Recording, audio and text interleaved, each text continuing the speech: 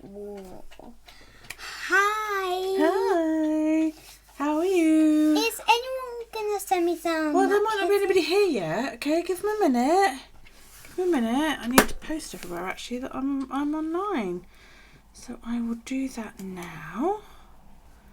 Yeah. Yes. Everyone. Oh, dear. Today, Mum's phone arrived.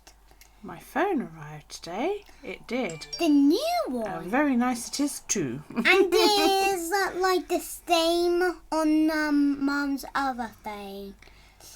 So, we are going to be ready with this new phone. I was hoping I would have it, but I do not get it. That's because you are not old enough yet to be having other people's phones.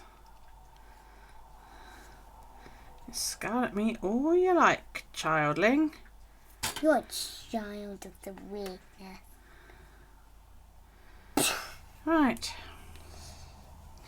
I am now live! Yay! Let me get some kisses, okay? So, I hope you are all okay. You've had a good day. I've had an excellent day because my new phone arrived. Someone sent me the yarn balls. Oh, there we go. Wait. I'm just notifying everybody that I am. That one looks like a cat holding a heart. Mum, can you go down to send me some dragon kisses? Some dragon kisses. Let's have a look.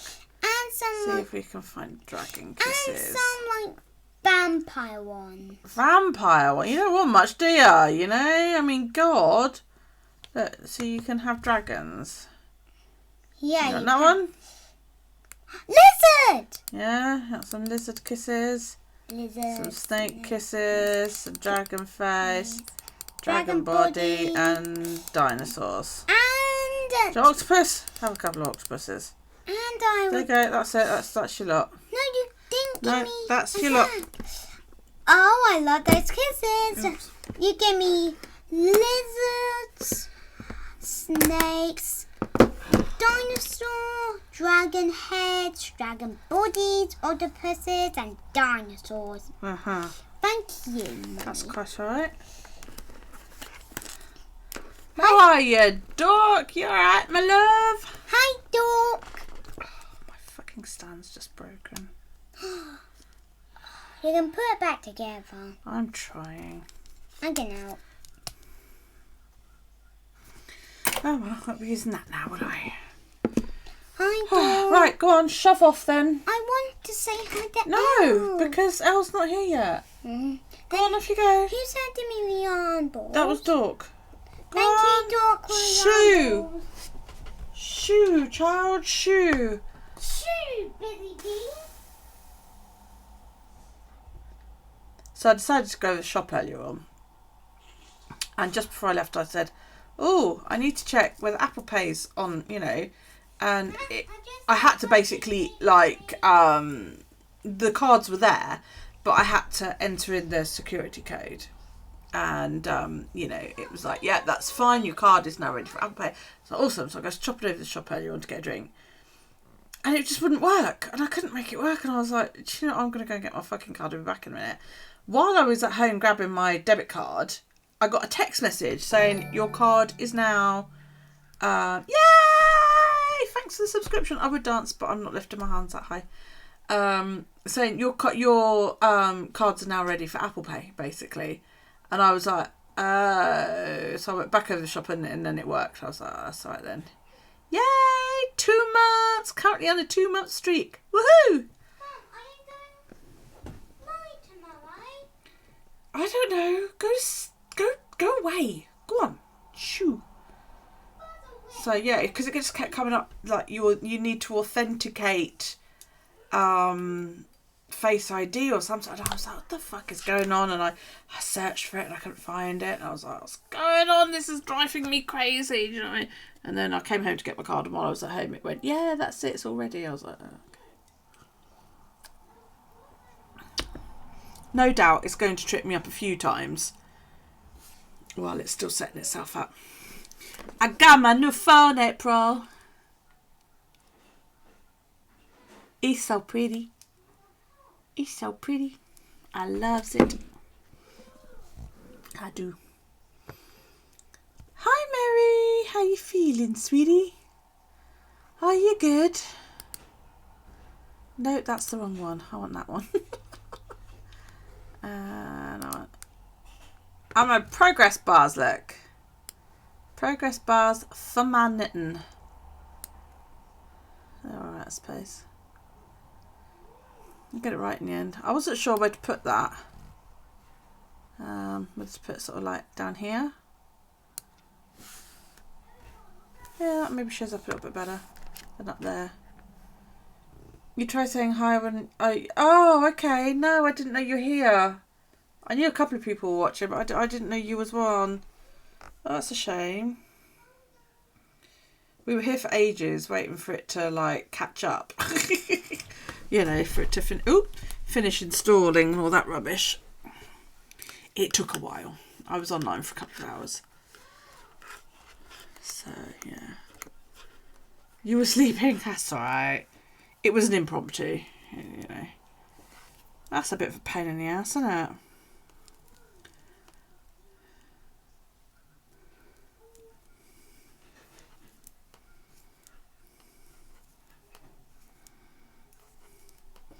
Never mind.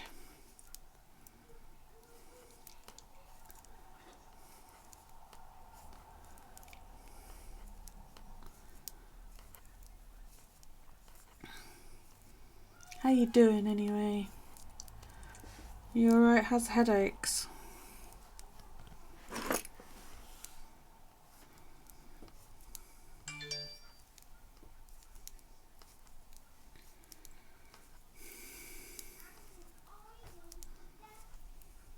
Okay, at the moment. Well, that's something.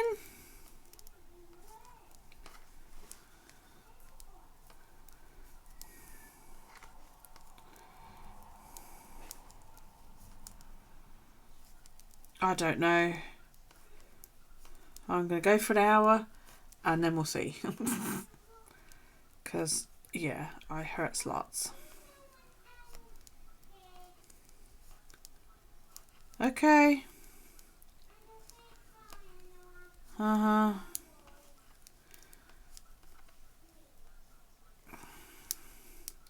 I am at the moment having to sleep sitting up because it's the only position that doesn't hurt. You know, lying down for some reason is absolute agony. Stupid, isn't it? Yeah, no, I don't plan on pushing it because I've been sat here, you know, for a couple of hours earlier.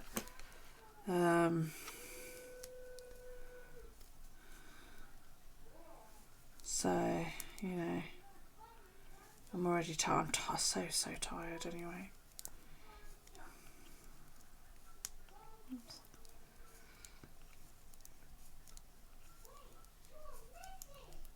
Yeah, well, I've been sort of sleeping with like all the pillows, you know, so that I'm sort of in that kind of position really. First night I did it, I hadn't set myself up right and I kept waking up with my neck right over like that, which did absolutely fuck all for all these pains up here. So I didn't sleep very well. And oh cool, your 8 ball still works, that's good. So the next night I managed to figure out a more comfortable position and slept a little bit better, but last night I couldn't sleep. Twitchy legs and, you know.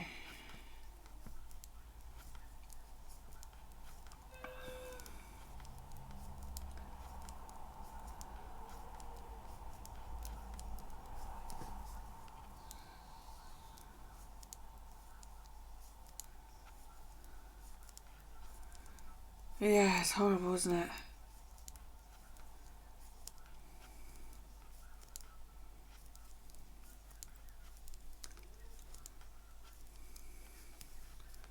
Three bazillion water bottles, hot water bottles. Try and take the pain away.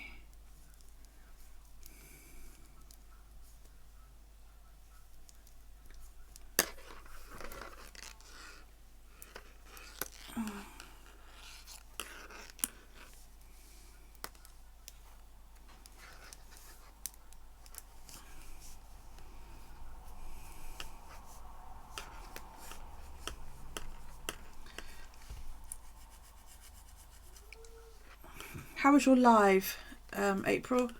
Sorry I didn't come, but I was eating dinner and literally just putting Daryl to bed. And then I went to the loo and came down and was already late for my own live. So I was like, oh, okay. You know? Oh dear, look. Oh, I'm not meaning to rib. I'm playing now. Not doing very well. Look, I've only got a few viewers. I feel unloved.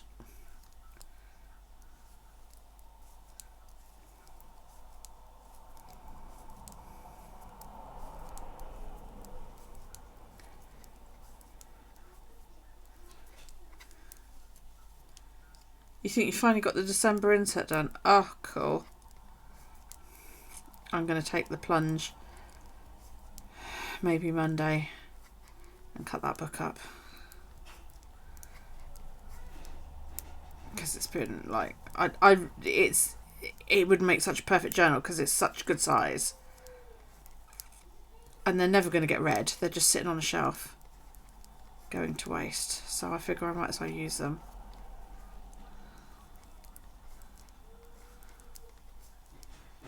Just need to do the video.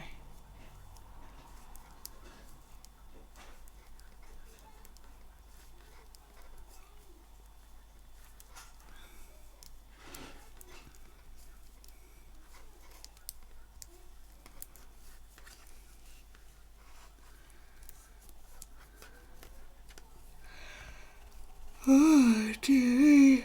Oh, I just wish I could sleep, you know.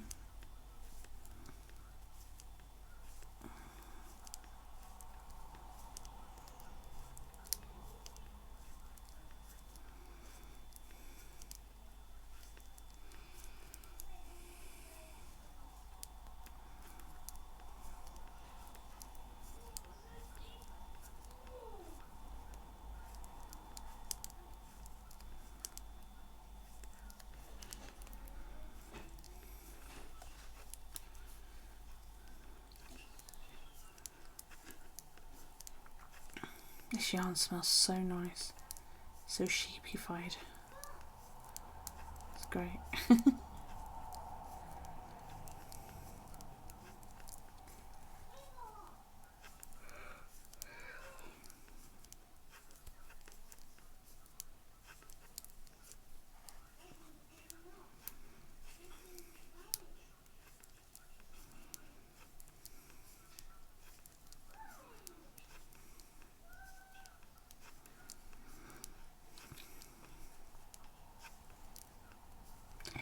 Becca, welcome back, my dear.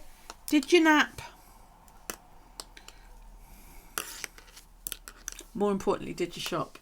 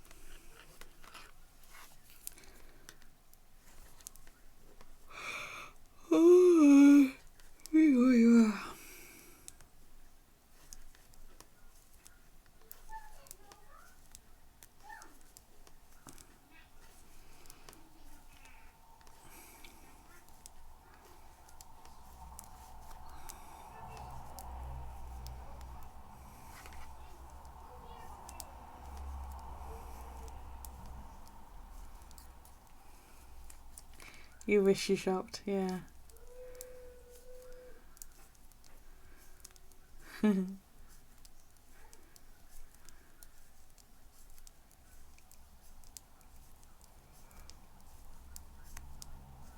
Oh dear.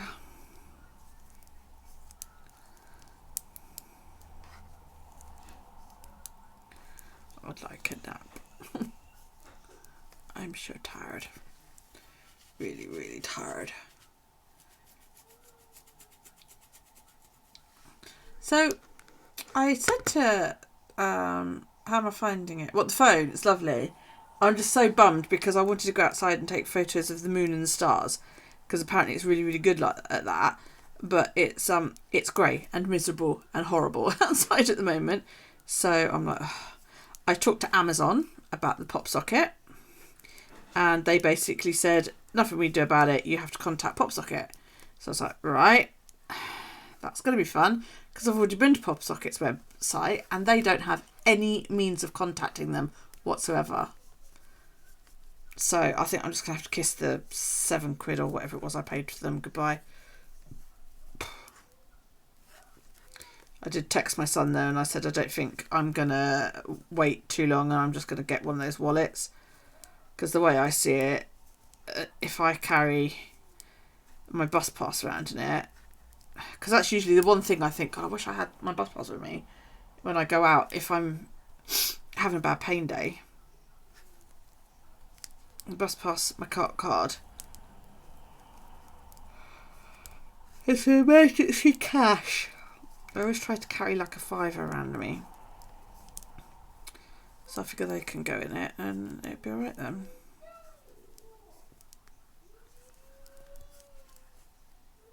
Well, I pulled it off. It was a Stacey one that I had. And I pulled it off and the gel ripped and got all shit. Hang on. Let me pull my focus doohickey up. Can you see it? Got all shit. Now it says, all the instructions that I've ever read said if they won't stick, to go and rinse them. So I went and rinsed it, but it just won't stick. There's no stick there at all. You know? So I contacted Amazon and said I only bought this in July. It's never been removed from my phone. As soon as I got it, I stuck it on my phone, following the instructions, so on and so forth. It's supposed to be repositionable and all that lot. And yeah, they were basically no help whatsoever. So yeah, it won't re-stick. Yeah, they're supposed to be reusable. So I'm going to tweet PopSocket at some point and just say, look, this is, you know, Amazon are useless, aren't helping me whatsoever. And see what happens, but...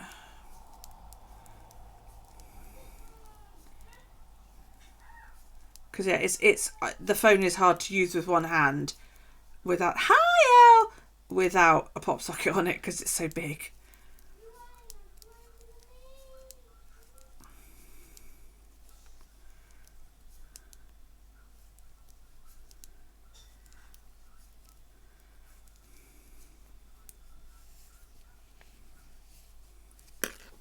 How you doing, Miss Al? Oh, I was meant to call him and tell him you were online. Yeah, El's just come, just this second, come and chat, darling. He was so... There's a contact us form on the website, is there? I couldn't find it. I can't find anything at the bottom. You're having a midlife crisis and doing stupid shit to you. Oh, God.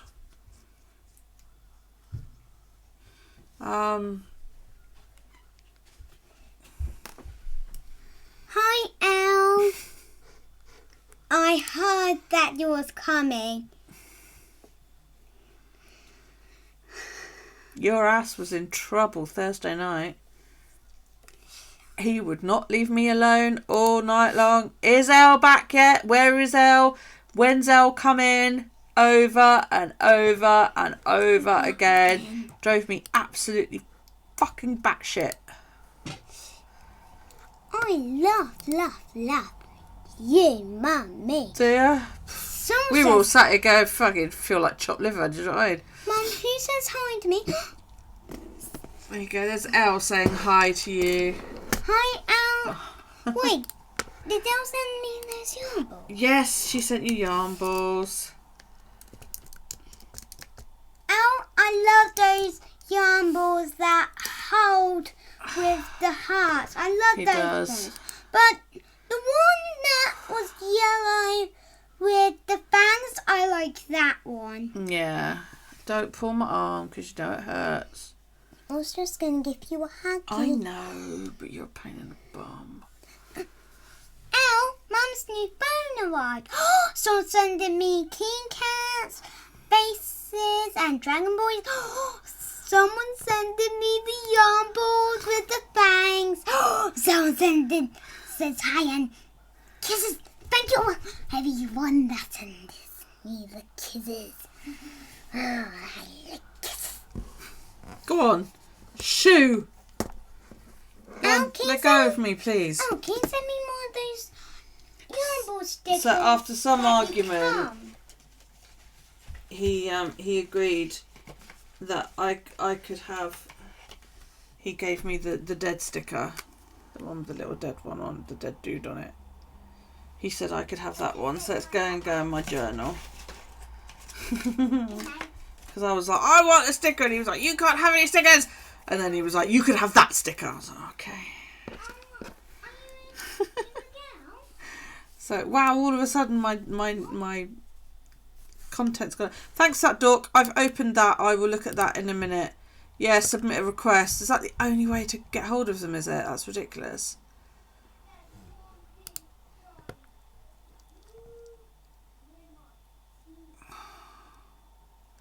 I don't know whether they'll help me because I didn't buy it direct from them. I bought it from Amazon. What's the tap on my forearm? Which forearm are we talking about? That one?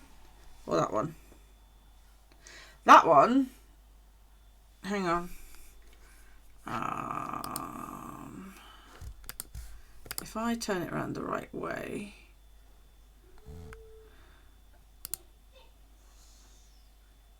That one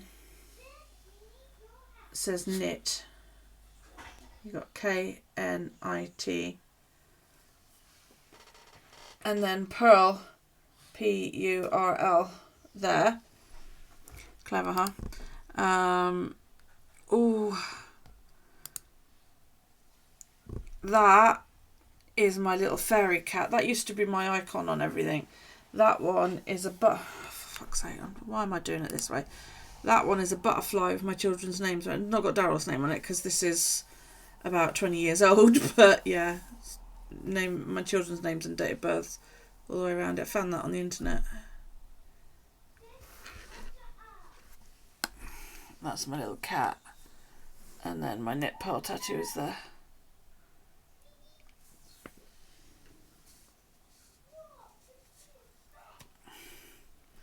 Yeah, but he didn't want any of us on Thursday night.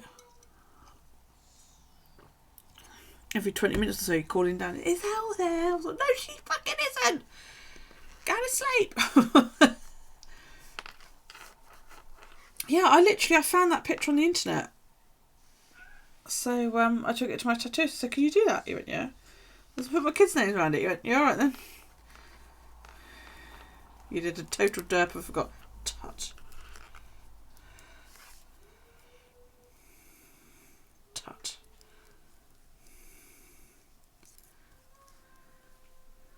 That's right. It was a really quiet stream, actually. And then I went and raided Pixie's Creations. She was having a fantastic evening because she got raided 9-10 times. I think I was number 7. And she was having a great evening. She does pyrography. Absolutely fascinating. Do you like my progress card? Do you like them? Look at them. Look at them. I will admit, it's a screenshot. They're not interactive. I cannot edit them on stream. I have to actually edit them in my spreadsheet program. Take a screenshot and then upload it. So yeah. Shiny progress bars. So I'm starting a list now of things to do before streaming because I keep forgetting to set my stream title. What does my stream title say? Somebody tell me I've got it right today. It should say playing with sticks and string.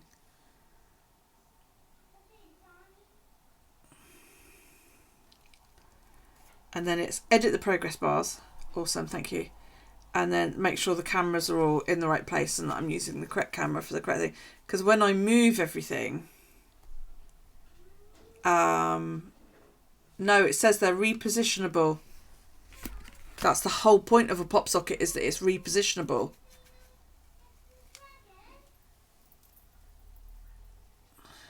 Hello, Knitter Girl. How you doing, my love? You alright? Yeah, when I do the spinning stream, all my cameras suddenly do different things.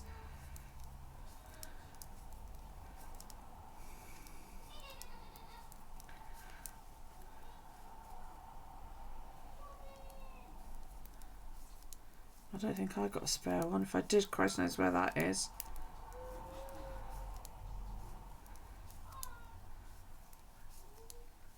I don't recall getting a spare one. Might have, I suppose. It might be in the drawer. What, and then you just take that old gel one off and put a new one on? Oh, lordy.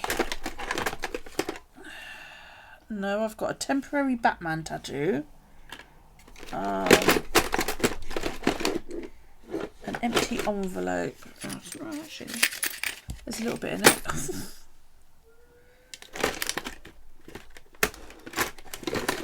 See, my first pop socket, I must have taken it off and put it back on and taken it off and put it back on millions of times and never had any issue with it.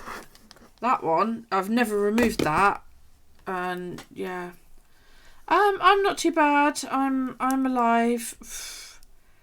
I'm in pain, but so yeah, I don't know how long I'm gonna do. I'll keep going basically until I've had enough. No, see, I've never had either. I need to do a sewing machine and show you. Yeah, I would do if I could get my machines to work, Mary.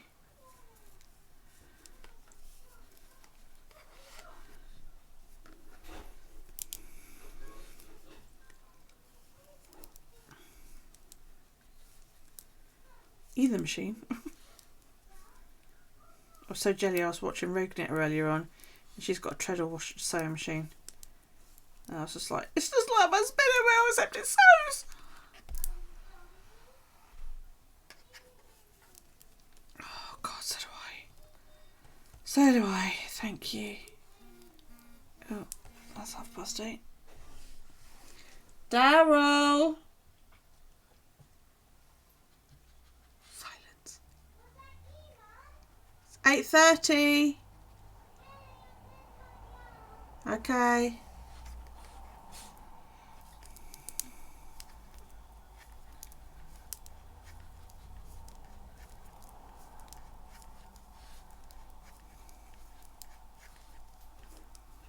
You have a treadle hooked up to a modern machine.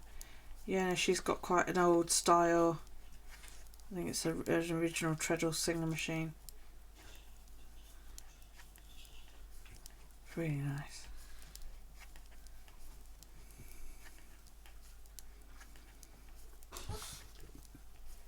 What?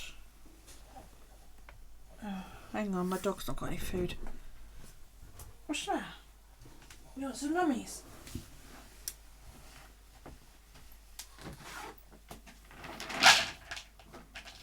There you go. Is it nummy nummies? Get it in.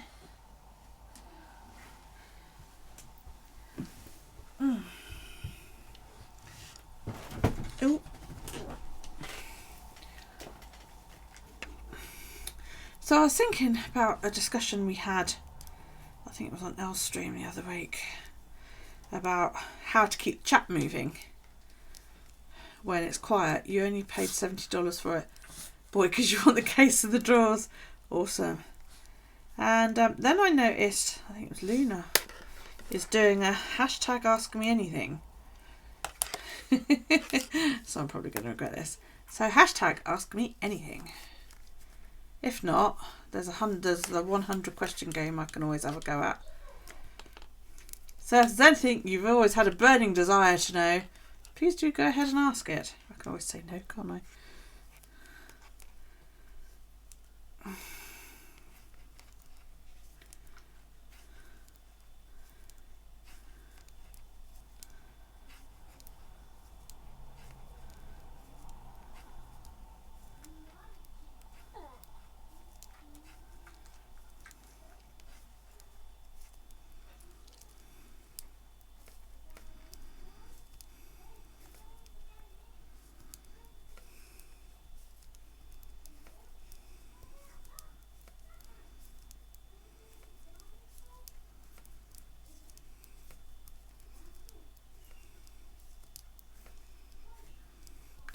Oh, this is that Wildflowers yarn. It's really, really nice. What is my favourite cake?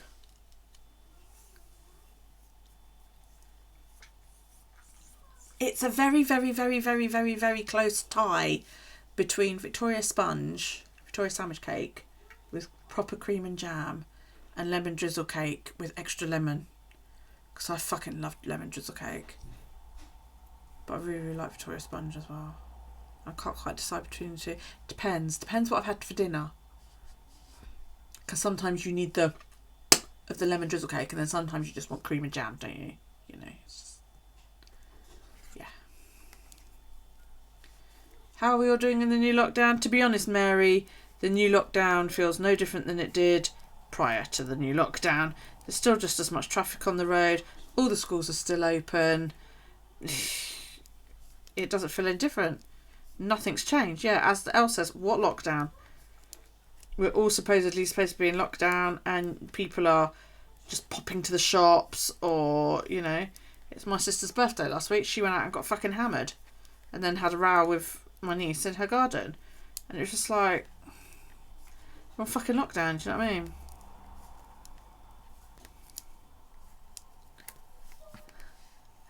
I read today that Twitter has said that regardless of whether he leaves or not, on the 20th of June, the POTUS Twitter account will be handed over to Joe Biden, regardless of whether Trump has conceded the White House to him or not.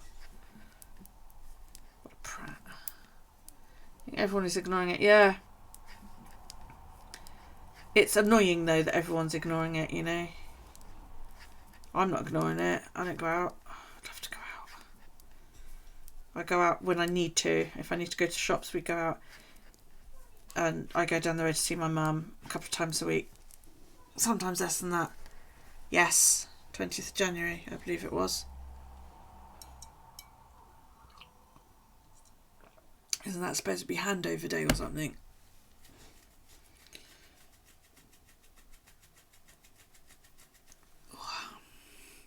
Did I say June? That's because 20th of June is my birthday. It was obviously a sub thingy, my bob.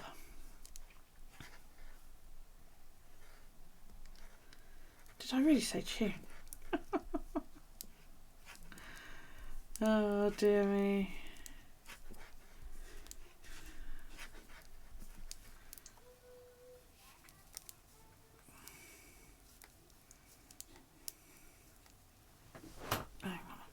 I need to scooch because I'm too far away. Ow. I'm going to angle my camera a little bit. There you go. Then I don't have to lean forward quite so much.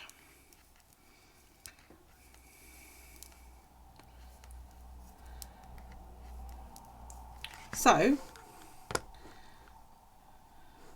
question number 1 in 100 getting to know you questions. This is, who is my hero? Who is my hero?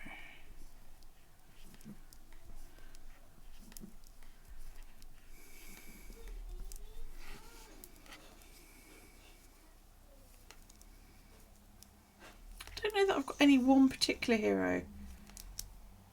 You know? I think my heroes are the people that keep going.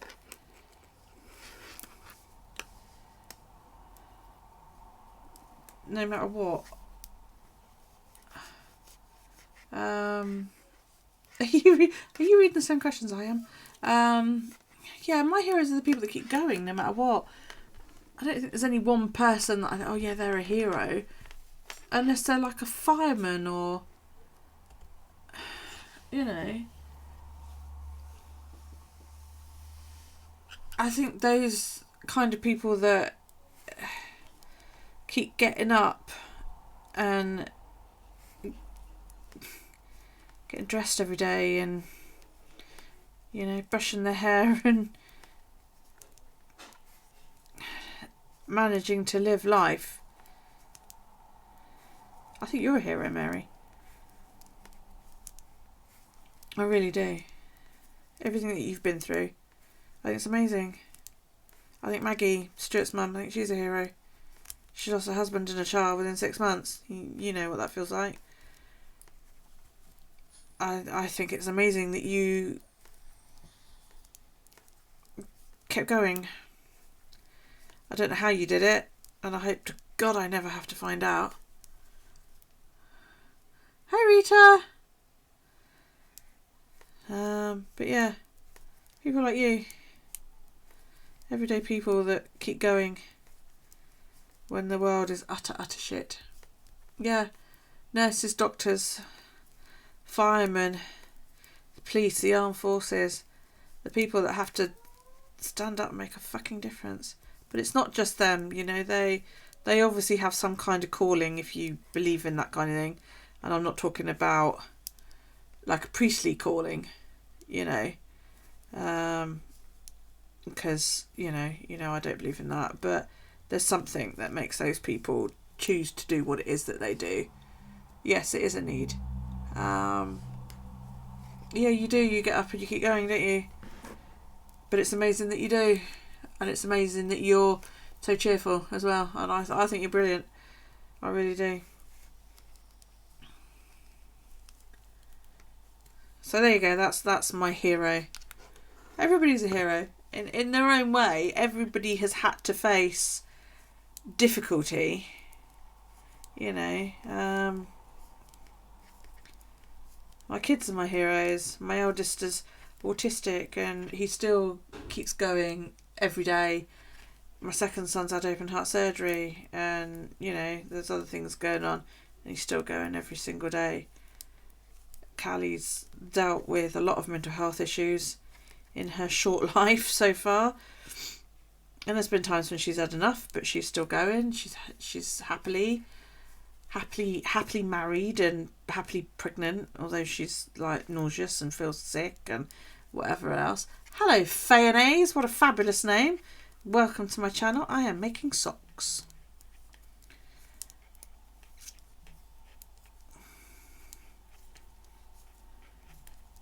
I think everybody's a hero. Everybody's a hero in their own way, aren't they?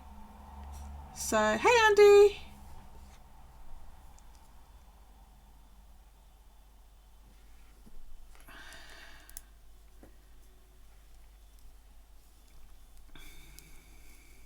Everybody who's managed to come out of the other side of a struggle, doesn't matter whether you had one person or 100 people help you.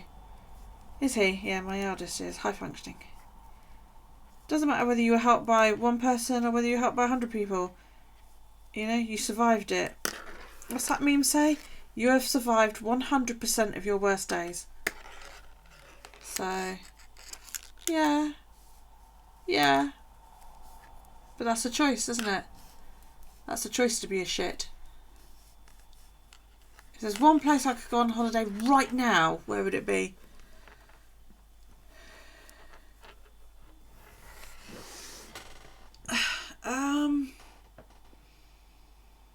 Russia. I want to see the Red Square. Stuart and I were going to go to Russia when we got married. And we were going to go to the Red Square and do all that. I'd like to do that. I'd like to do that one day. I'd also like to go to Versailles. Because my mum went to Versailles when she was a teenager. And it struck such a big chord with her and she said she would love to go again. But she wouldn't go now because her eyesight's too bad and she doesn't feel comfortable travelling. And I suppose one day it'll be a pilgrimage trip for me to go to Versailles and maybe even Russia if I can get there. So yeah. It's Ask Me Anything, guys. Hashtag Ask Me Anything. Go for it. You'd go and see your pet, I know, sweetheart. I know you would. I'm very, very lucky my mum lives just down the road. And in a way, I'm very, very lucky that I can bubble my household with her. It must be awful for you.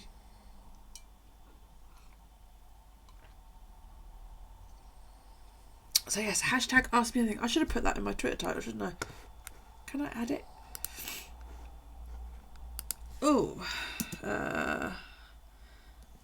Is it that button? No. Is it that button? Is that one? Ask me anything. Let's add that in. Update. And if you don't ask me anything, I've got 100 getting to know you questions in the background that I can read from. This is Al's idea. Are these going to be based? No, these are growed up socks. That's the cuff. I just like to squish my socks when I make them, and I like a nice long tight cuff. No, these are. This is Wildflower. This yarn. It smells amazing. I keep smelling it. This is like such shit. I am knitting 2 at a time on magic loop. So I've got 1 cable needle. It's very easy, Fairnays, honestly. I'm actually doing a series of videos that when I finish this socks in the next couple of weeks will crop up on my YouTube channel on how to do it. There's the link. And excuse me, I've had like quite a lot of gassy drinks, so yeah, give me another week or 2. And if you also keep an eye out on my social media, then as soon as you see these pictures appear, well, that didn't work. It was supposed to.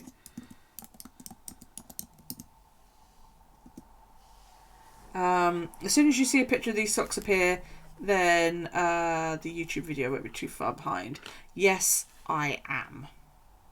I decided yesterday or the day before that, quite frankly, I was fed up with drinking other shit that I didn't particularly like the taste of and that made me itch, and I wanted to be able to sleep. So I said to my son, go over the road and get a vodka and Coke so that I can get some fucking sleep. No, I haven't decided what I'm going to do with my dreads yet. Because if I cut them, they're all going to be about 4 or 5 inches. They're all going to be like about that long. And it will look really silly. But then on the other hand, it might be a lot easier. Thank you for the follow, Photos. I love that name. I think it's great.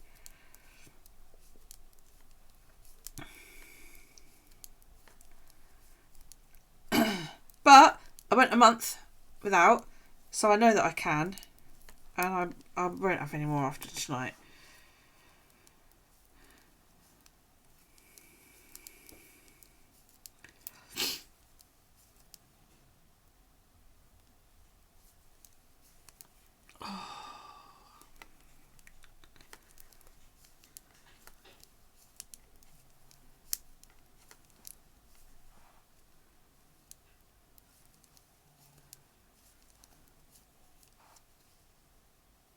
Yeah. Yeah, I itched. Oh, it was awful. I had Orange Tango the other night. And I was online. Was it Wednesday or Thursday?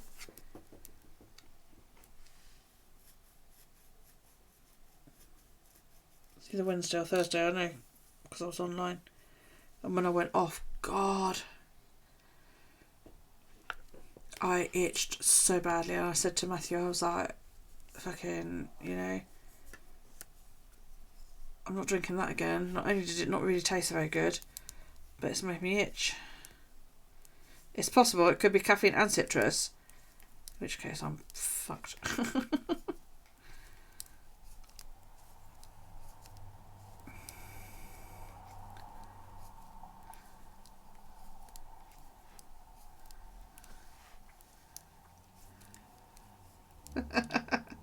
Okie dokie. Yeah, there is vodka in my glass.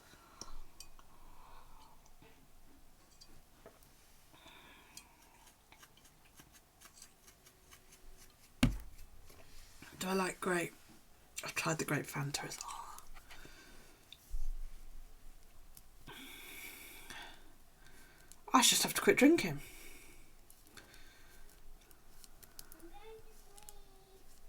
Night night.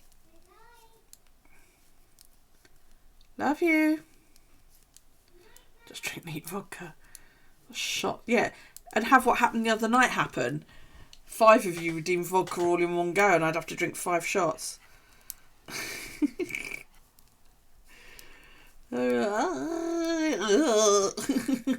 Just sit here with a bottle.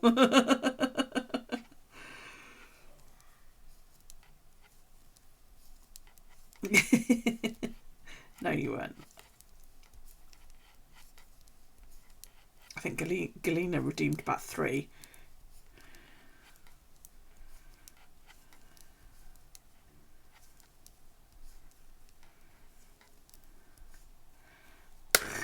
And I drank them. I must admit, when I went offline, I was a tad skewy because I drank that first pint and I hadn't had no dinner. So, right, let's have a look. Let's find a question.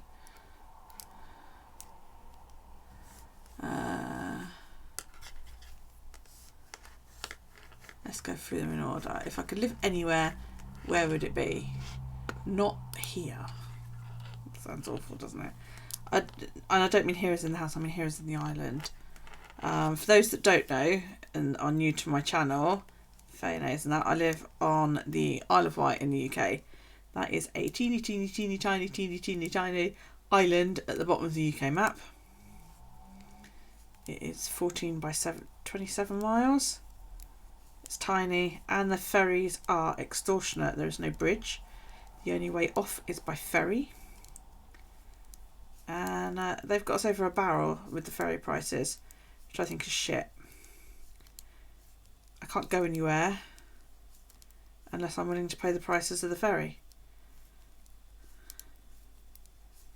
So yeah, I'd loved living in Romsey. I wouldn't mind living back in Romsey. It was just far enough away from the city centre. By car or by bus, that was fine. But my family's here, isn't it? You know, so I don't have a choice. Steps, okay. Is it a minute? Yeah, I would leave the island if I could, mate. But no, that's wrong. It's that way. Don't know that I'll ever get used to that.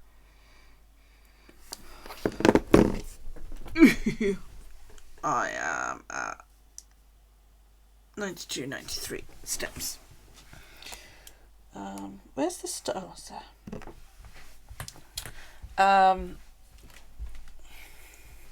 Oh, it's on the wrong freaking camera. Shit. Hang on. It's probably going to freeze because I have to change the camera. And I can never remember what camera it is. There you go.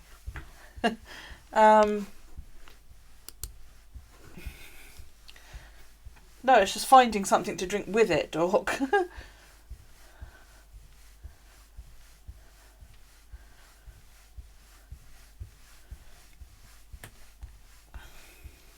Yeah, I wouldn't mind living back on the mainland, I must admit. But my family's here. And I don't want to be away from my family. I would have hated to have done lockdown on the mainland without my family.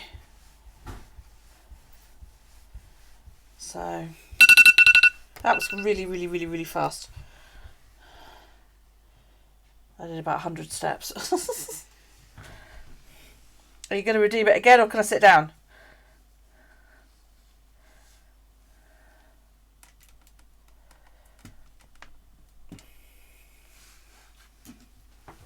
Oh, that's a bit.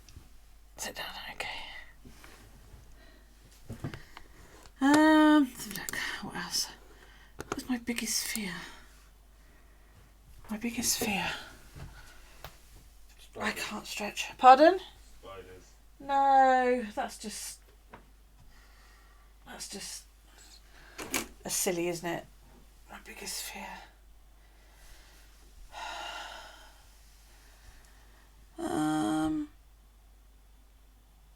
I can't stretch my arms because of my shoulders.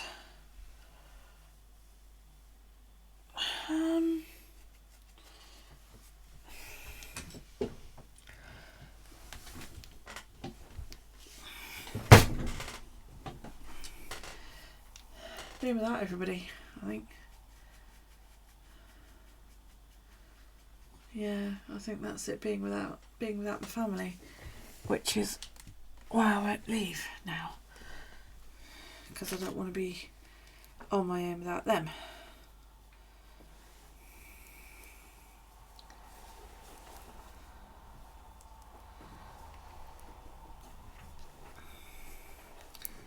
Ow, look, blue, sexy blue fun.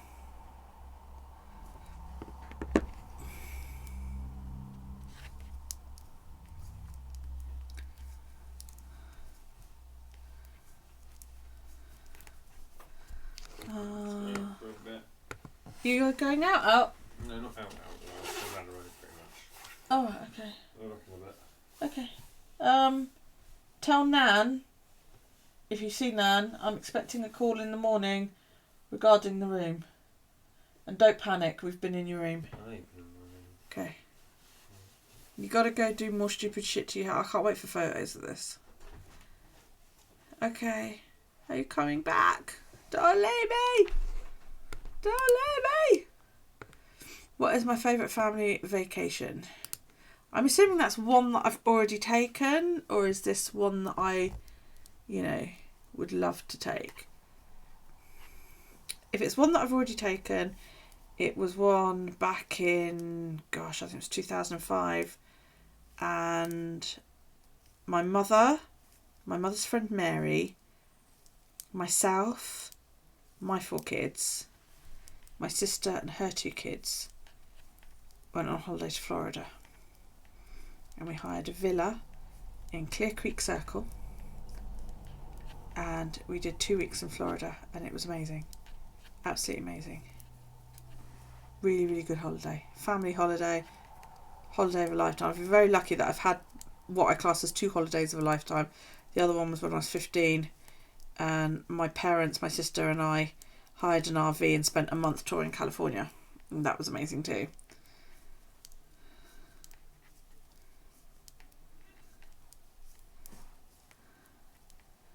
That's brilliant.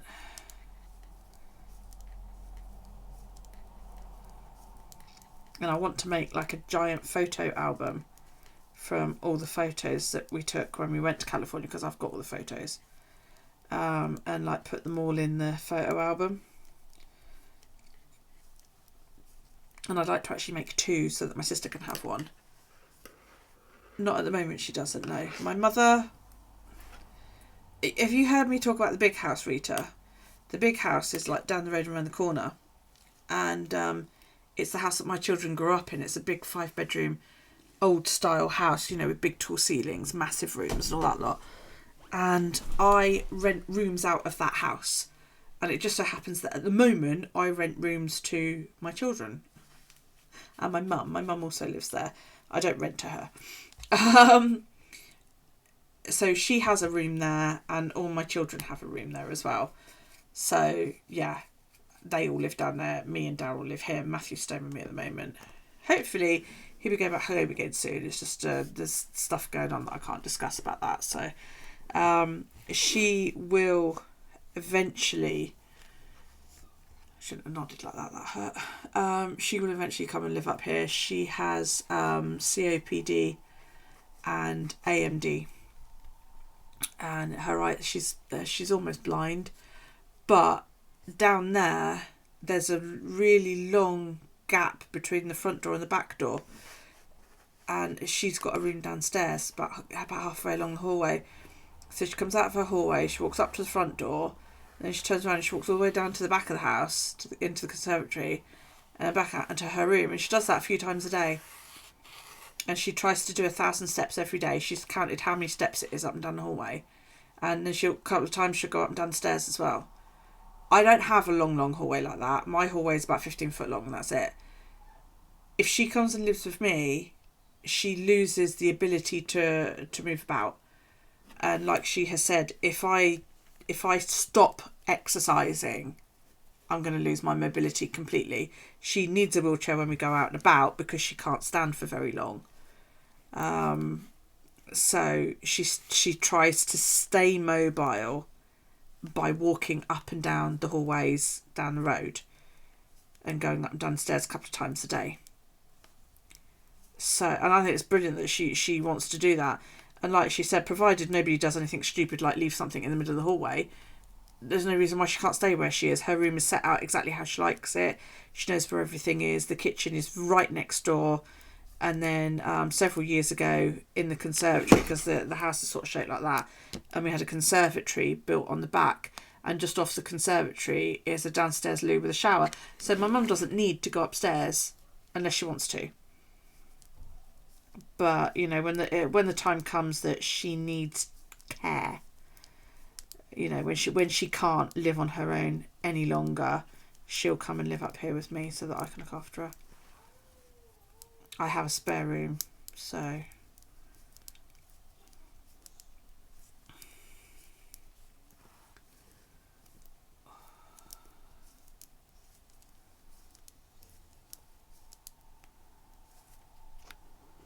yeah, and I think that's part of it. My mum's never been dependent on anybody, never. She's always been the independent one in both her marriages. She was, you know. So, you know, it would feel horrible, I think, for her to, when the time comes for her to say, I think it's time, it's going to feel really awful to her.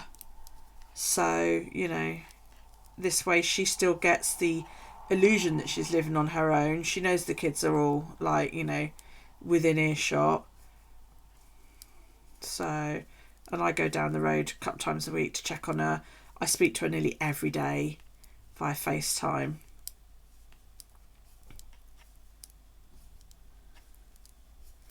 It's just a question of which will happen first, you know. Will she admit she needs to move up here, or will I talk her into it? Because I know that she can't cope. At the moment she can cope. You know, she hasn't... Ooh, she hasn't hurt herself or anything like that, so...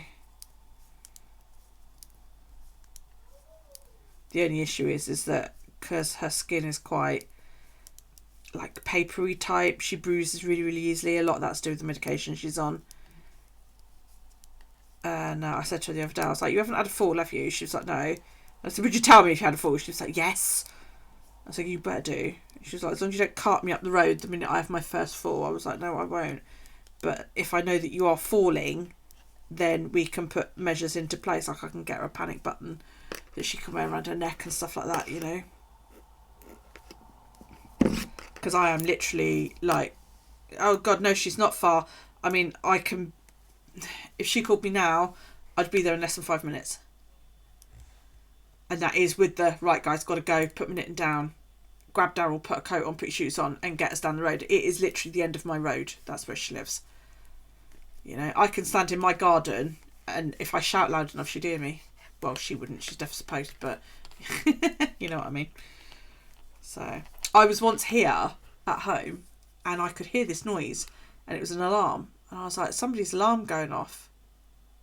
And I stood there and I listened for a minute. I was like, that's the fire alarm down the road, the smoke alarm down the road, because we had to have a fire alarm fitted when we were renting rooms to strangers, because if you rent rooms in your house to more than a certain amount of people, you have to register as a business, which means you then have to have fire alarms fitted and fire doors fitted and all this crap. And I was standing there in my garden, I was like, that sounds like a fire alarm. That's the fire alarm down the road. And of course I couldn't get hold of anybody down the phone. I was like, for fuck's sake. So I got my shoes on, went trotting off down the road, you know. I was like, walked in a minute later. My mum was like, thank fuck you're here, can you turn this fucking thing off? And basically somebody had been cooking sausages or some such rubbish in the bloody kitchen. So, right, what would you change about yourself if you could? How much I weigh? No, not how much I weigh. The number that is on the clothes size of my label. I would like to be thinner. If there's a physical thing that I would change, it would be my weight, I think. Quite happy with the way I look.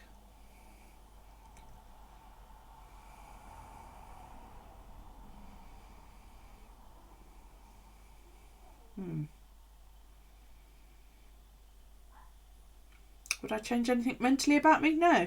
Because if I could have, and I wanted to, then I would have. Already. The person I am, my character, We'd all like to be thinner, except really thin people. My sister would like to be fatter. She's a fucking stick. Yeah, the person I am today. Well, this is me, and I'm quite content with the person that I am.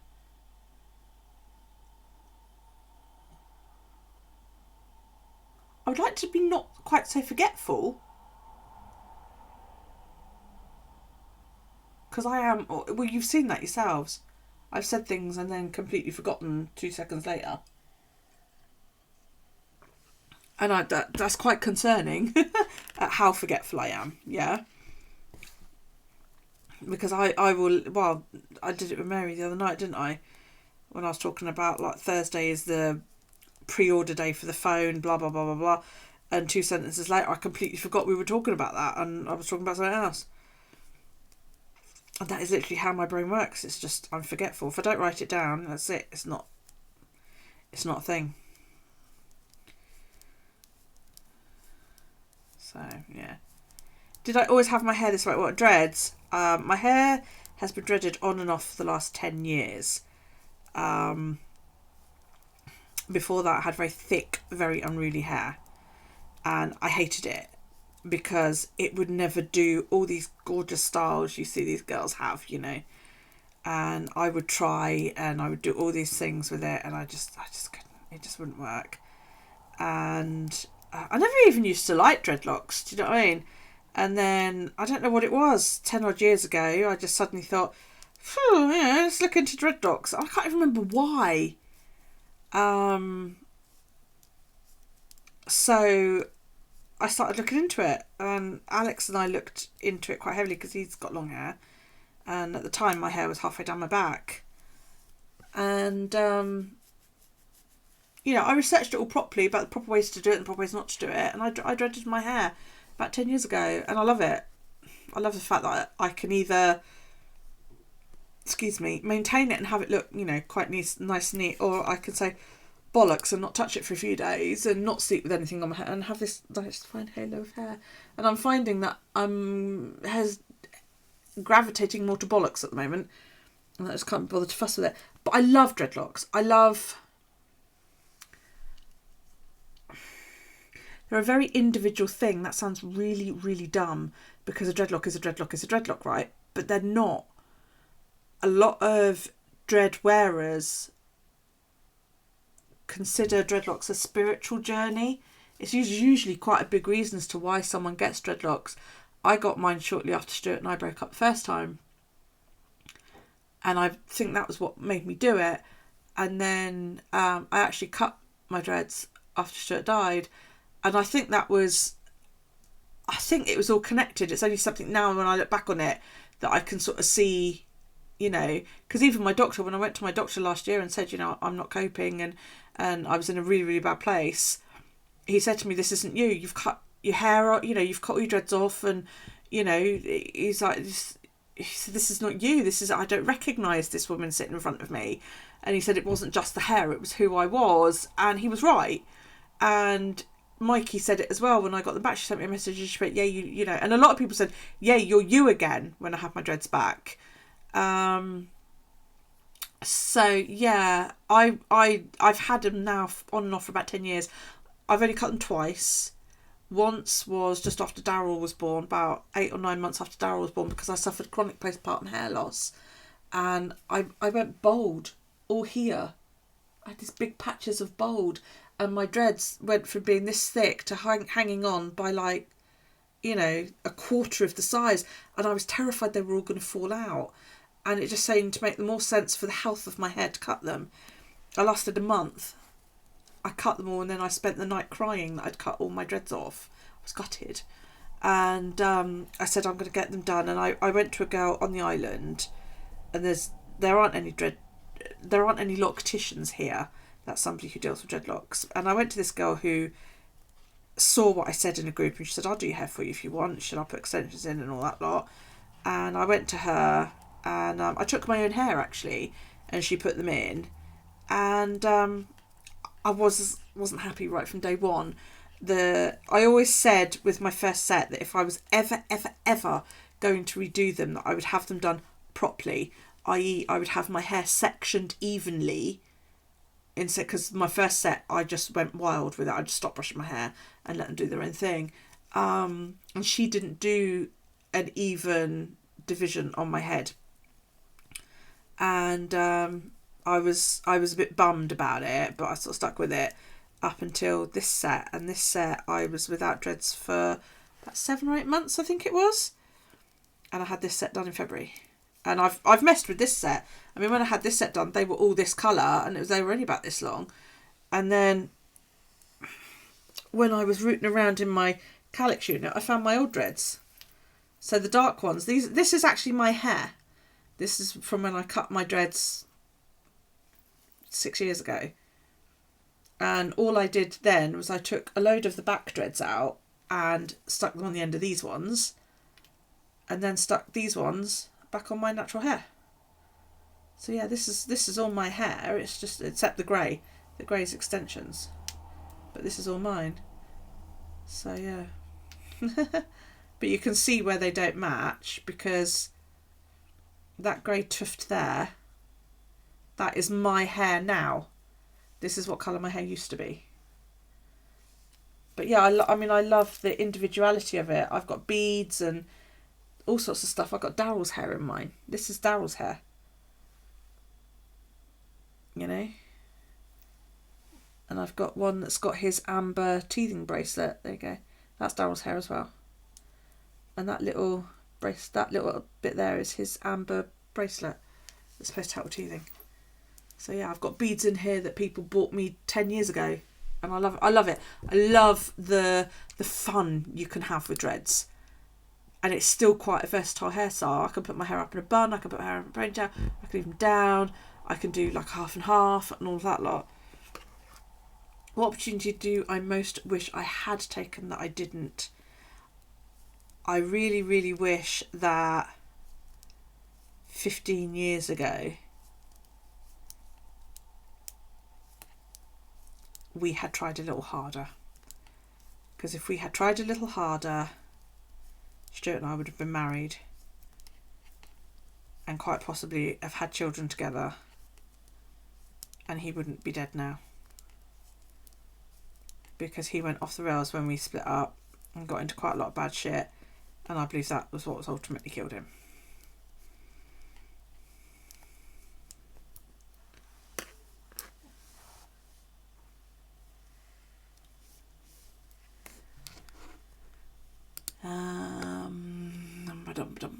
What makes me really angry? Liars. People who lie. I cannot stand people who lie. I don't see the point in it. Why would you want to lie?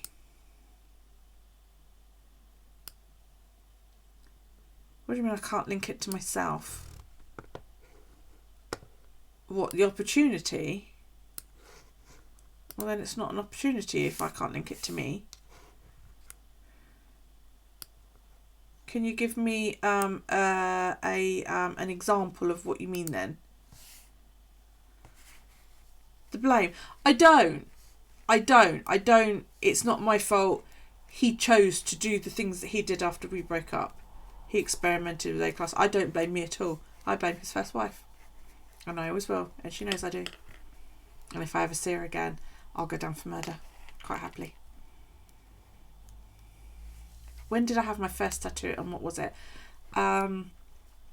Before I fell pregnant with Callie,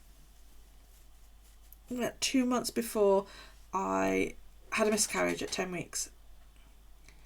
And as part of the, I need to grieve, I went and got a tattoo done, and it's Pegasus, and it's quite large. It's about that big. It's on my thigh, on my left thigh. Yes, I can't stand liars. Liars piss me off because there is absolutely no need to lie.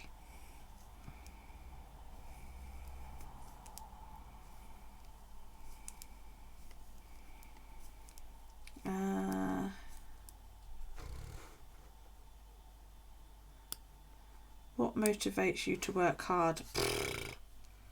Not a lot. So,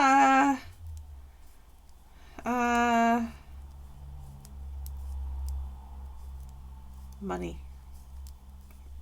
I'm that shallow. Money. If the price is right, I'd probably do it. Hello, Miss Sam. How you doing, my sweet? Come in and pull up a chair. We are doing hashtag Ask Me Anything. And if nobody asks, I've got a list of 100 getting to know you questions running that I'm going through. You're doing laundry. Fantastic. You just saw my spinning video. It was awful, wasn't it? It's very quiet. That's why I've pulled this list up. Are you alright, my love? How you doing?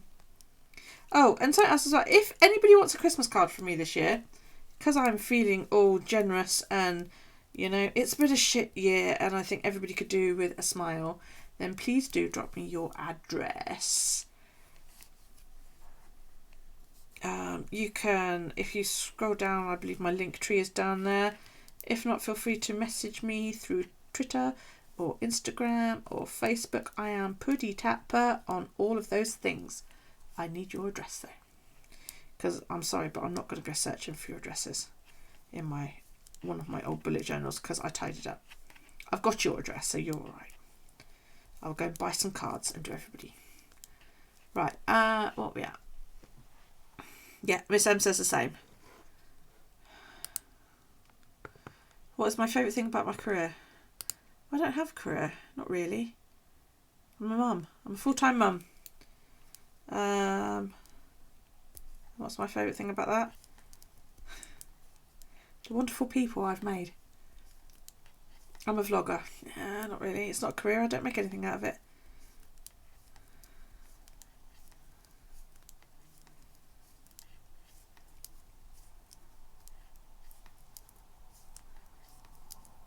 An artiste. First and foremost, I'm a mum.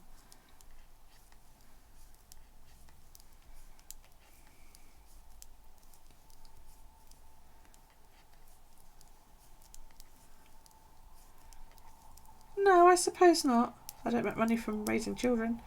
Complete opposite, actually. But there you go.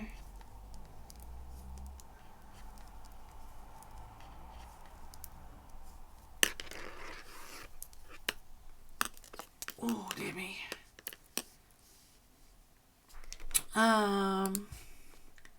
What is my biggest complaint about my job? The hours suck, man. You worked for the first few years of being a physician before you saw a dime from... Yeah, I can quite well imagine that. My proudest accomplishment? Well, there are 5 of them. Gotta stop painting, go eat. Oh, what are you having? Is it nice? And can you send me some? Slurpy slurp time. Slurp, slurp, slurp, slurp, slurp, slurp, slurp, slurp, slurp, slurp, slurp. What's my favourite laundry detergent? I buy liquid laundry detergent from Aldi. It smells really amazing and you don't need a lot. Slurp, slurp, slurp, slurp, slurp. Maple bacon, quiche and chips. That sounds really decadent. You don't like the one you're using? Get a laundry one. Fucking hell. Get a liquid one. Right. Do you mind? Get a liquid one, but and a dosing ball. Yeah, I use an Aldi one. Don't use as much. It might be because you don't need as much as they say you do. I find liquid detergents really quite strong smelling. And it's like in my dosing ball, they say you use about that much. I probably use about a quarter of that or a third of that. Yeah, that's why I can't use the full amount because it smells too strong. Reduce the amount of detergent you're using and you might actually find it smells quite nice. Your quiche is little. Ah. Oh my God, I have to look for that.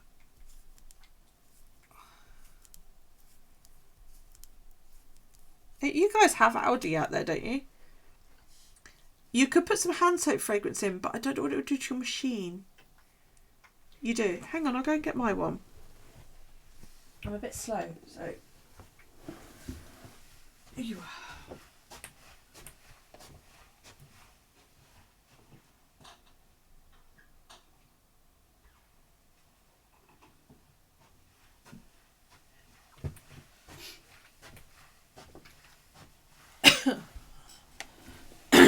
use this one. It's an Almat Wild Orchid and Passion Fruit.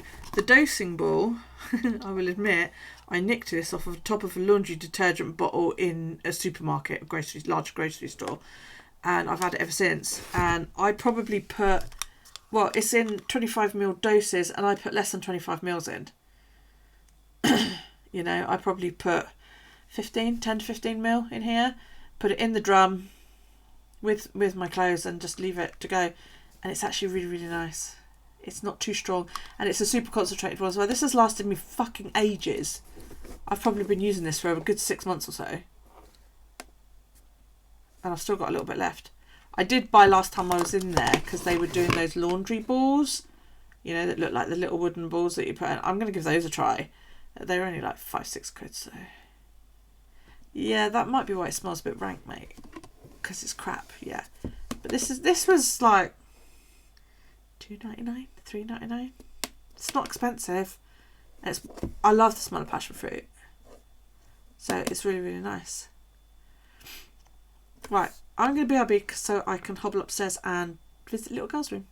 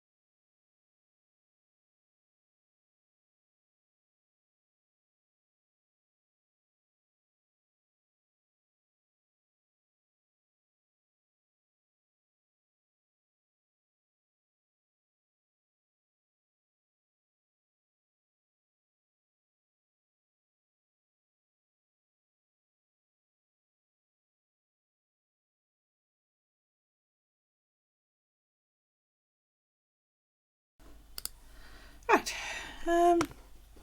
okay, what are we on to? My favourite book to read, oh god, I don't know, I have so many.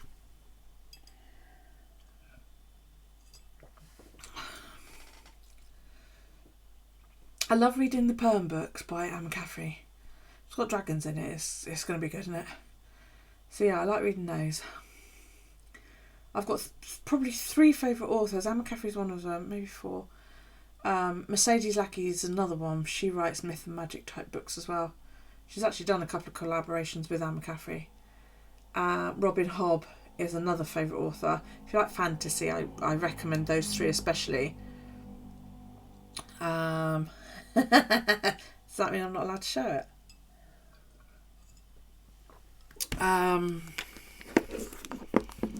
If you like horror, Stephen King.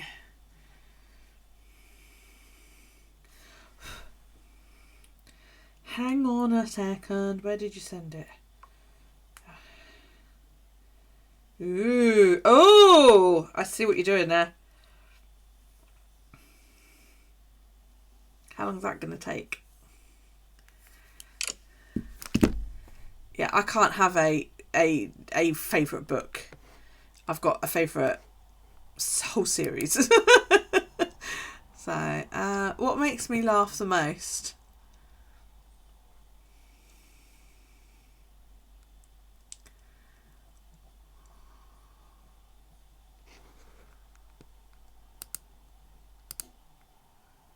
You know when you're with your nearest and dearest, yeah? Whether that's family, whether it's friends or whatever.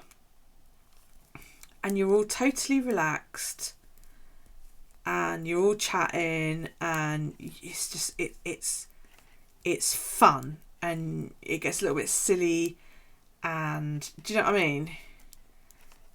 And you get to the end of it and you're like, wow, that was a good day, and yeah, that kind of thing makes me laugh. I love being with my family. My family, my boys are idiots, a lot of them, and they make me laugh.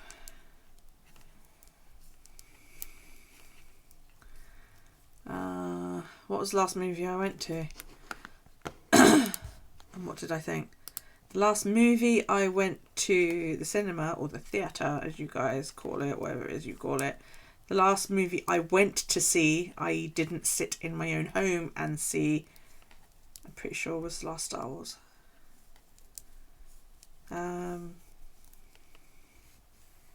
Yeah, I'm almost convinced that was the last one I saw. What did I think? It was bittersweet for me because Star Wars was Stuart's favourite thing in the entire world. He loved Star Wars, and I spent probably half the movie crying because he wasn't there to see how it all ended, and he should have been. And I came home and I just got on Facebook and I wrote on his wall, I've just seen Star Wars, you would have loved it. And I haven't watched it since, the last one.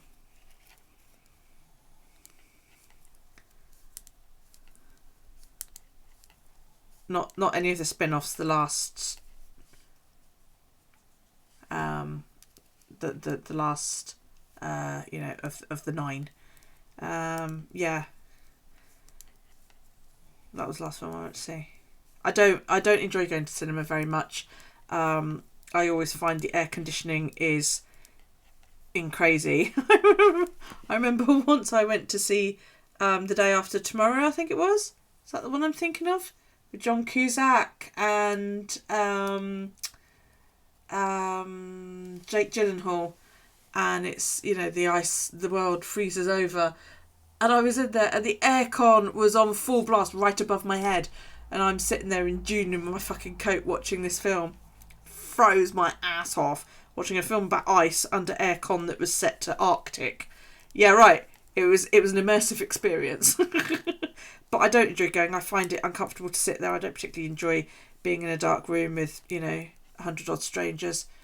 So I wait for him to come out at home, because at least then, if I need to have a pee, I can pause there and not miss any of the film. But yeah, my children and I went to see Star Wars because it came out not long after Stuart died. We went as a sort of homage, I suppose you could say, for him. So yeah.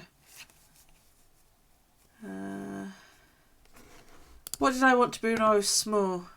Married with children. That was it. Married with children. I wanted to grow up. I wanted to get married, and I wanted to be the 1950s housewife at home. I don't drink coffee. Don't like it. Yeah, I wanted to be the 1950s style housewife at home who kept the house, baked cookies and cakes, and cooked a fabulous dinner for when my husband and my children got home from school. What's my favourite brand of tea? Audi decaf tea. I don't drink flavoured teas. I just like regular tea flavoured tea. And I'd buy cheap crappy Audi decaf tea. Does it for me. But I'll drink any kind of tea. It does. So yeah. What does my child want to be when he or she grows up? Last time I asked him, he wanted to be a vet. I'm not quite sure what he wants to be this week. Favourite music? Queen.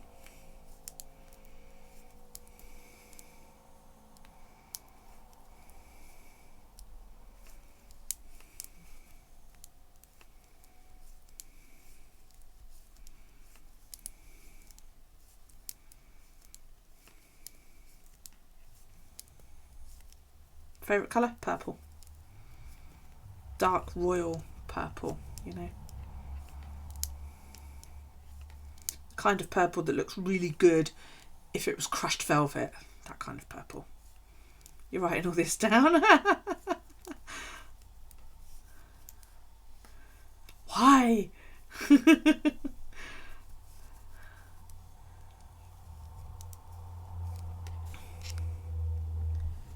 Yeah, you know the colour that if the crushed velvet in purple, that really dark, rich, royal purple.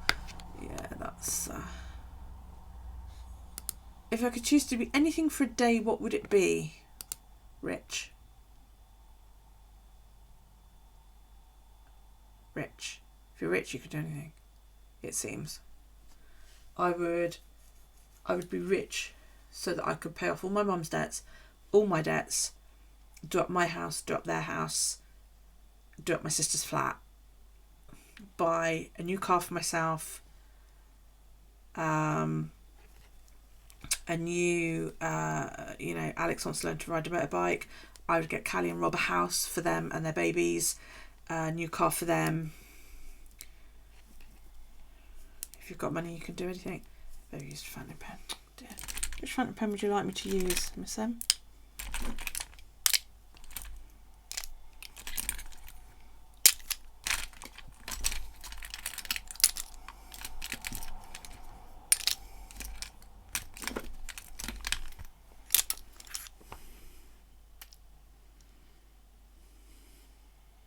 Yes, is the answer to that.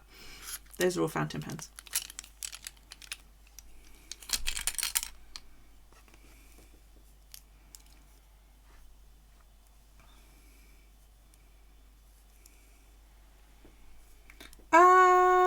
Yes, I do actually. It's quite a nice little pen.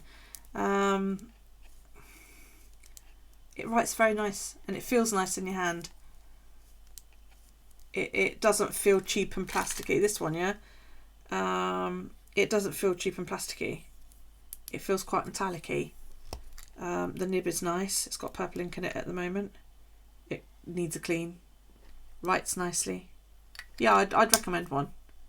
Yes, it's a decent weight pen. It's not one of those lightweight crappy ones. I'd also recommend a Trisbee Eco if you want another nice pen. What I love about the Trisbee Eco is that you can see the ink inside the pen, but you can with these as well. You have 3 of those. Oh, well, there you go then. These are Moon Man or something pens, and this is all just ink in the end of those. This was my dad's fountain pen.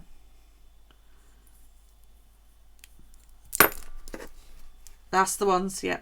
Love them. I've got 3 of those. This was a fountain pen I had in high school.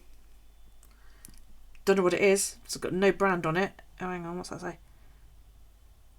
That just says platinum. I couldn't tell you where this came from even. It's got a rubber bladder. Writes like a fucking charm. Beautiful pen this. It's got a twist screw tap. Gold nib. Yeah, it's got a G in it though. Platignum. Hang on, because my eyesight's not that great. Platignum. I've had this about 30, 40 years. 30 years? Hang on, what am I now? 45? Yeah, about 30 years. Hey, hey, hey! There's Rogue Knitter and she's a raiding! Woohoo! I'd throw my arms up in the air, but I'm in too much pain. Thank you, my love, for the raid. Mwah. That'll have to do instead. I can't go like that because I've hurt my shoulders. Raid! Woohoo! How are you? Oh, hello. Morning Rose Rising. Rogue Knitter McKay.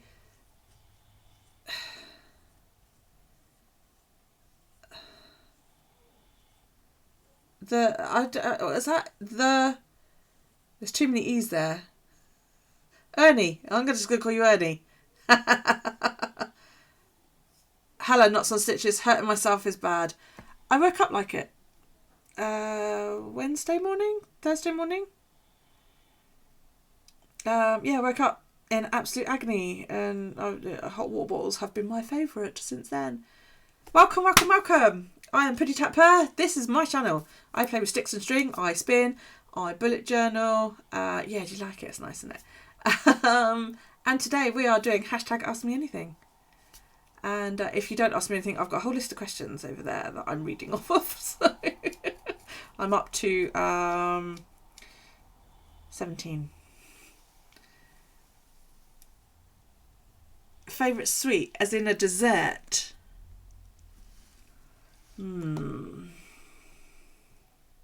Well, if we're not including cake, because I was asked that earlier, then you have to go and help feed the snakes. Okay, see you in a bit, sweets. Thank you, darling. Did you have a good stream?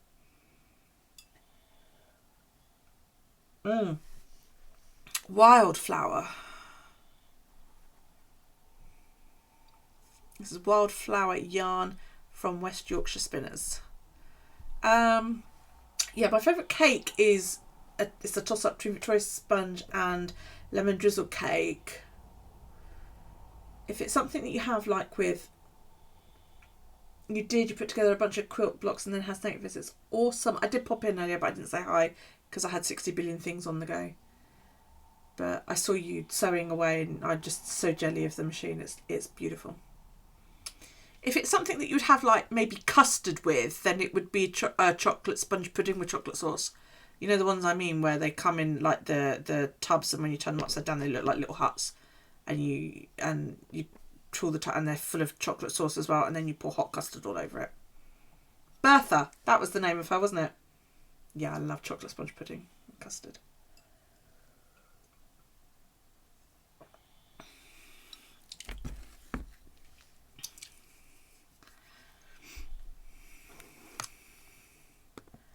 After birth about awesome.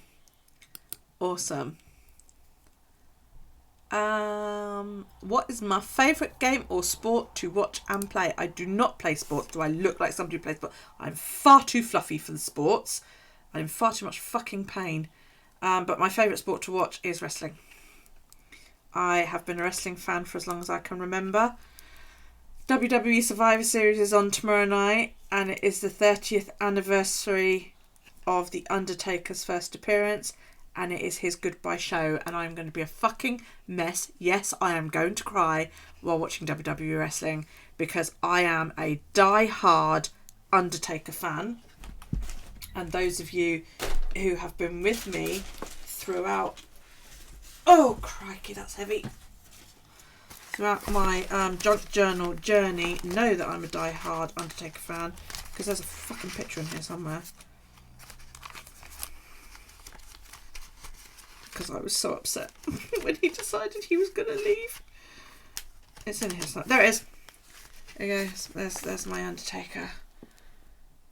That's when he announced he was going to retire in July.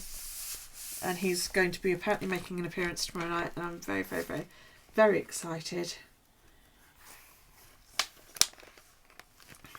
So, you've never heard of that kind of cake, custard, and good lord, that sounds delicious, doesn't it, Just? We get them, well, I'm in the UK, and there's something you buy quite easily in the grocery store. Oh, that's finished, that one, yeah. It's something you buy in the grocery store, and you stick it in the microwave for like a minute, and you take the top off, you stick it in the microwave, and then when you pull it out, it's like a mug cake, yeah? And you turn it upside down, and you take the tub off, and then all this hot sauce just appears. It's amazing. Absolutely amazing. My favourite memory.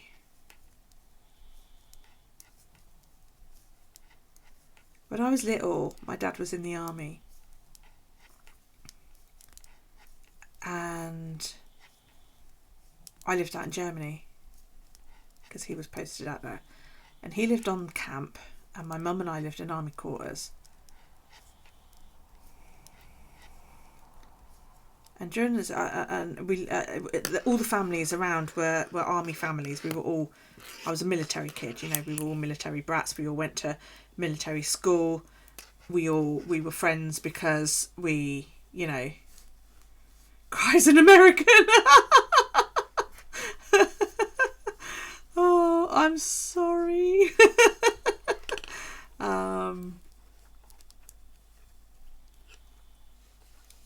Yeah, and one summer, my mum used to sell Amway, which is a bit like Avon, but they sell a lot of household products as well. And a lot of the mums did it. It was a way to make a bit of extra money, and it was hugely popular in the 70s and the early 80s. And yeah, she used to sell Amway. And one of the things that used to be in all the Amway quits, and every mum had one, had loads of them actually, were spray bottles. And I'm talking about, you know, like the ones your household chemicals come in, where it's a full-on trigger spray. And it was a large bottle, and it would hold a good litre, maybe a litre and a half of water, or whatever you chose to put in it.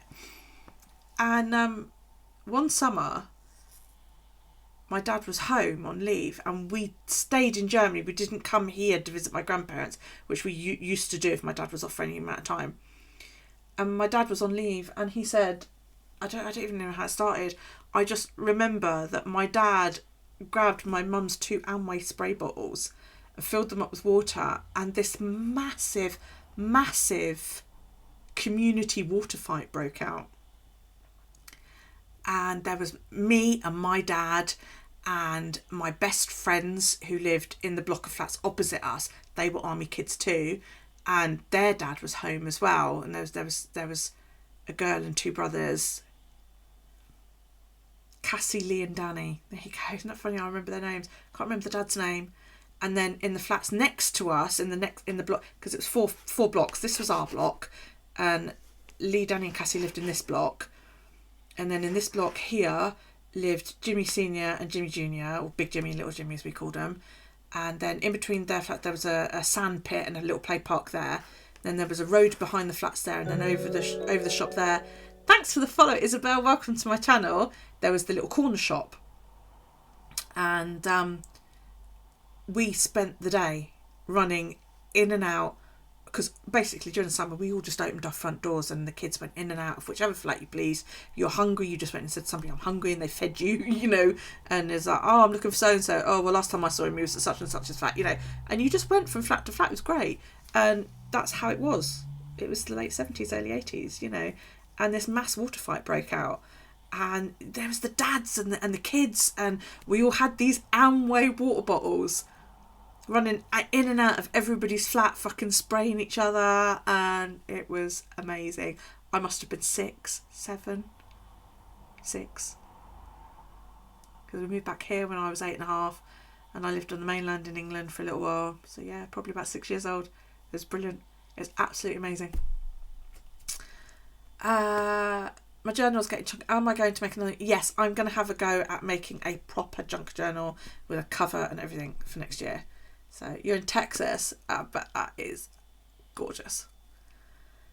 All your desserts are so boring. They're not though, because you get things that we don't get. You know, I've been to the States a couple of times, and you know, you get kinds of desserts that's just like awesome. And you guys have pancakes for breakfast. You remember when he first started wrestling, Si? Haven't watched WWE in ages, to be honest. Lost interest, but I remember. Tomorrow night, anniversary, 30 years, and I'm going to sit through Survivor Series and go, oh, because yeah, just he's doing a farewell thing. And I said to my son, I said, God, I remember his first Survivor Series. And we were talking about it, and he said, what was it like? And I said, well, you've seen the videos. You know how intimidating he was and how amazing he was and all that lot. And I said, I'd be very, very surprised after watching the Last Ride series if he can get through the evening without crying, because I know I'm not going to be able to. I'm going to bawl my fucking eyes out, and I'm so looking forward to it. Yeah. Oh, yeah, when I was a kid, it was great. It was an easy life. So hashtag ask me anything. Anybody got anything else? Or should I keep going down through the list?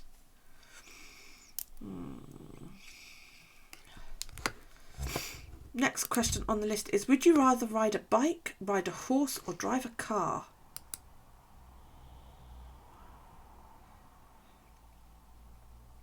Do you think that's bicycle or motorcycle? Let's do both, okay? I would not rather ride a bicycle because, again, I'm fluffy and I don't find bicycles comfortable. Motorcycle, I've only ever been a pillion. I've never actually been in control of a motorcycle. I'd love to have a go. I must admit, my dad was a biker. I grew up on the back of a bike. One of my sons wants to go that route, and we'll be looking into it in the new year, which is fun. You know, it's a completely different experience being the daughter of a biker and then being the mother of a biker. I've ridden a horse. I used to own a horse.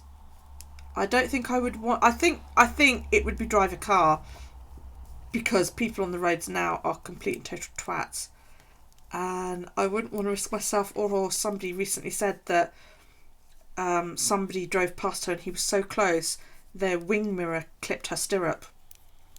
Thankfully, she was on the back of an extremely placid horse, and both her and the horse are okay. But yeah, the wing mirror actually clipped her stirrup. That's terrifying. Lacework or cables every fucking time, mate. I've done both, and I love both. I don't care as long as it's complicated. Socks, I tend to knit plain, mainly because the pattern gets lost in the colour. But I've recently finished, and it's on my Instagram. If you hashtag Instagram, you will get the link, but I will show you a picture anyway because I'm nice like that. Yeah, so I'm just about to show them. Hang on, let me just pull that into focus for you.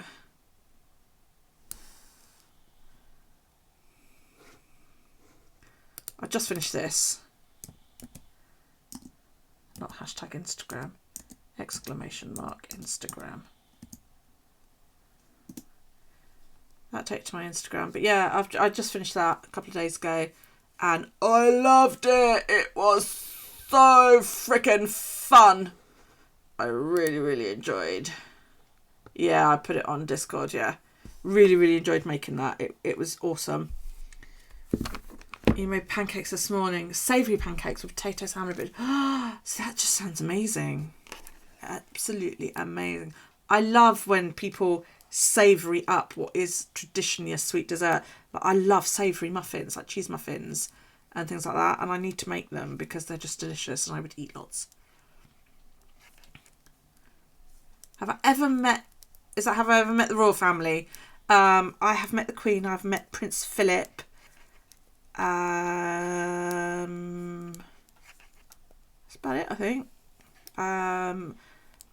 I shook Prince Philip's hand and he asked me what my name was. I was very, very young at the time. I don't really remember. So, yeah. Which one is my favourite? And you saw that on Discord. There you go then. Cheese muffins, so good. Yes. Yonks and yonks ago, Claire Jaffe gave me some slow cooker recipe books, and then I found some like muffin recipe books, and I've got like 200 muffins and 200 more muffins, and they're fantastic. My favourite royal, it used to be Harry, but his behaviour in the last year has really gone like I think actually Prince William's wife, Catherine, I think she's brilliant. She's so poised. She's so elegant. She's exactly what the royal family needed as the future wife of a monarch.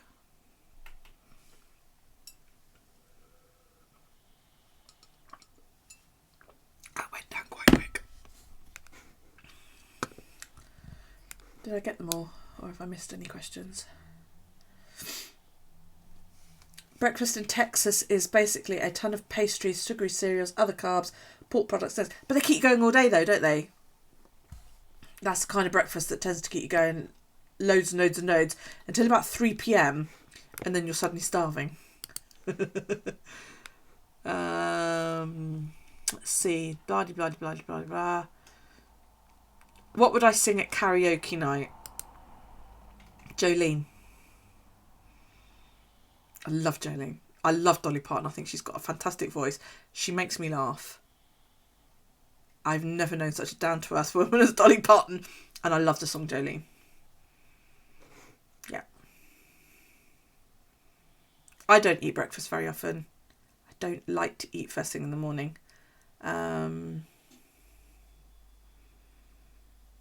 yeah, I just don't.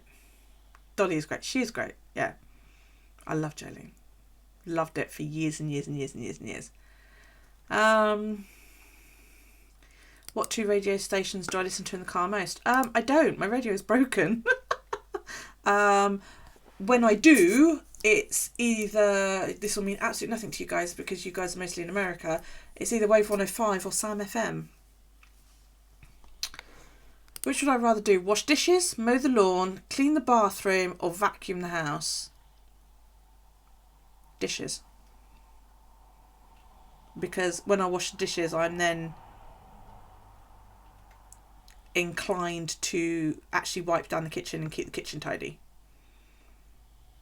So, if I could hire someone to help me, would it be with cleaning, cooking, or yard work?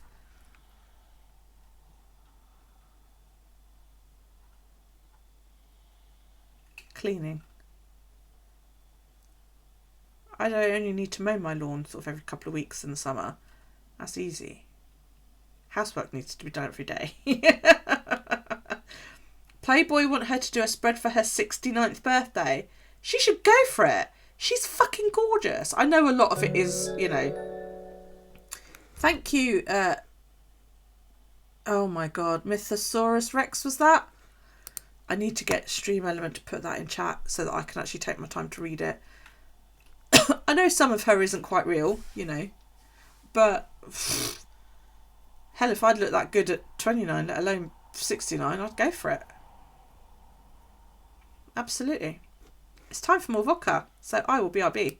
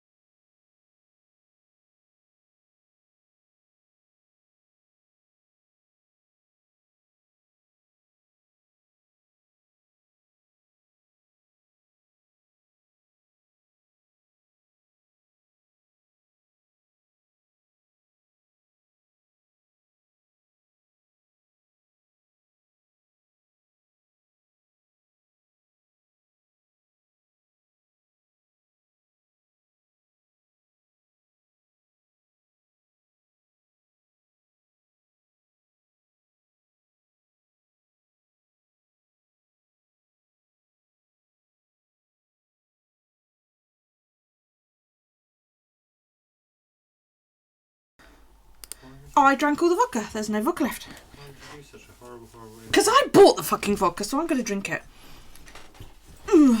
I'm trying to get under my table and I can't.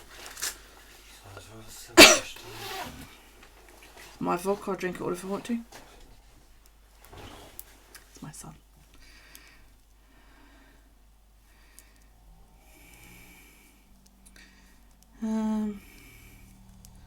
Yeah, I think Dolly's. I think she's a brilliant woman.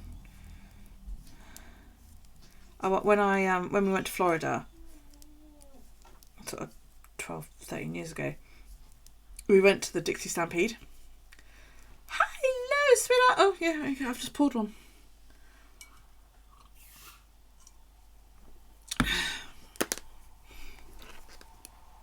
Yeah, we went to the Dolly Parton Dixie Stampede. That's fantastic. It was really, really good. Really enjoyed it. I think that's probably one of the highlights of the holiday, was doing that. I really thought it was good. Very, very well done. The staff were fantastic. The riders were brilliant. Yeah, it was loads of fun. And you got to say hello to the horses before, which is great, even though one of them bit my thumb. But that's fine.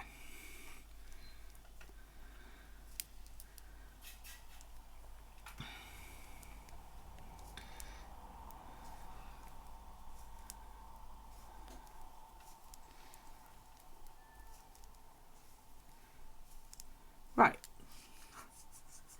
Have I ever had a nickname? Yes. I've had a couple throughout my life.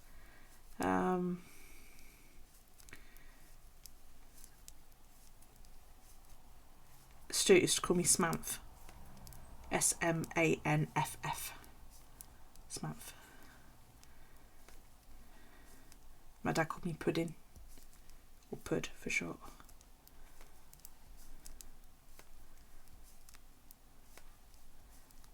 and I was called witch a lot in school because I had long, messy, unruly hair that just, yeah. So that's that one. Do I like or dislike surprises? Why or why not? I guess I like them, really, I suppose. I don't dislike them. Depends on what form the surprise takes. If it's like, you know, 50 people crowded in my house as a surprise party, no, I would fucking hate it. If it's like, you know, oh, hey, surprise, I got you this, or hey, surprise, mum, I'm pregnant, which I had, you know, 4 months ago. Yeah, great, fantastic. That was a great surprise. Depends on the surprise, doesn't it, really? Your nickname was Pumpkin Pie to your mum, and God damn it, Chad to the other. Oh, dear. My mum never had a nickname for me. In the evening, would I rather play a game, visit a relative, watch a movie, or read? Watch a movie or read. One of those two. Either. I would do either watch a movie or I'd read.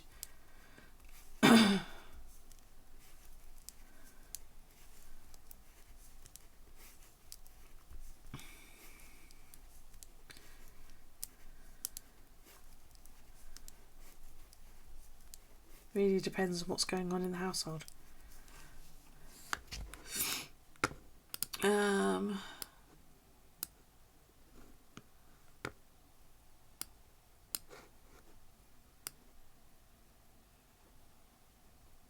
Would I rather vacation in Hawaii or Alaska?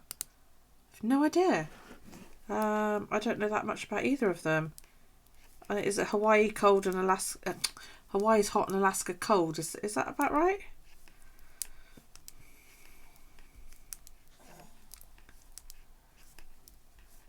I'd rather be somewhere warm than somewhere cold, because cold is painful when you suffer from chronic pain. What worries me the most? Depends what day you ask me, to be honest. What worries me the most?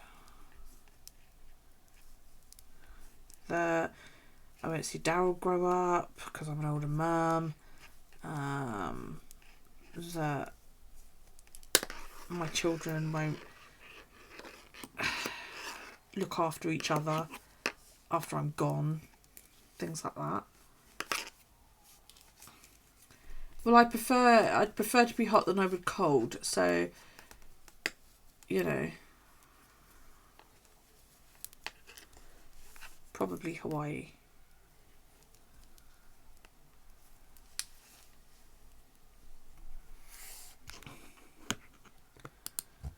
Would I rather win the lottery or work at the perfect job in my... I would rather win the lottery because I'm a lazy cow.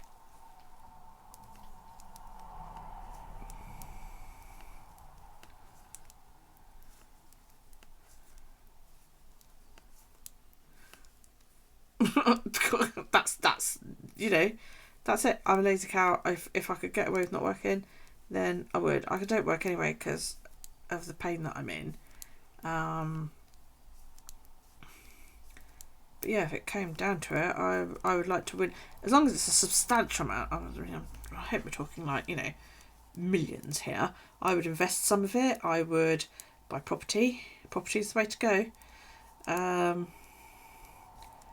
Yeah. I wouldn't just go and blow it all. I would make my money work for me. Alaska never really gets hot. But Hawaii is a tropical island chain. How hot does it get in Hawaii?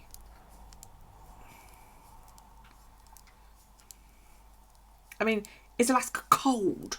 Because don't they get like shit ton of snow there? In the winter, I wouldn't be able to cope with that. But then I can't also cope with horrendously hot temperatures. I think I'd die. I went to Turkey when I was pregnant with Daryl. I was 16 weeks pregnant. We went for 2 weeks. Bodrum was a nightmare because it was so freaking hot. And I just, yeah, being pregnant in that kind of heat was not pleasant. I mean, if it's just a case of, you know, like Alaska doesn't get hot, but it's still quite balmy, then yeah, let's go to Alaska. But if it's a case of, no, it snows, you know, 20 foot of snow in 20 minutes, then it's 28 degrees. Yeah, it's too hot. I think I'd find that uncomfortable. I mean, we all die here, don't we, when it reaches that temperature?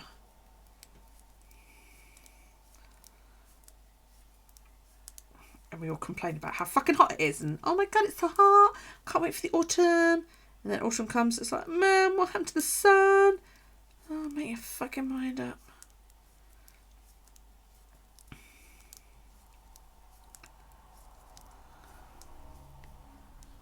You blow your money right up your nose till you were skinny. Then you'd go to the gym till you were buff. Then you'd have a mansion made bigger than Buckingham Palace and all your friends would live there. Sounds fab. Alaska gets very cold right now. They're in total darkness until July. Yeah, they don't get much sun, do they, this time of year? Because they're up there. Yeah, no, I couldn't do that. I couldn't do that kind of cold. I couldn't do that kind of cold. Absolutely. It's been absolutely awful, isn't it, the past couple of years for us. I mean, this past summer I think we hit 36 degrees centigrade here on the island at one point, and that was hotter than it had been when I went to Rome in the summer, and it's just like we were struggling. We really struggled. Yeah, it was a tad toasty for us. Okay,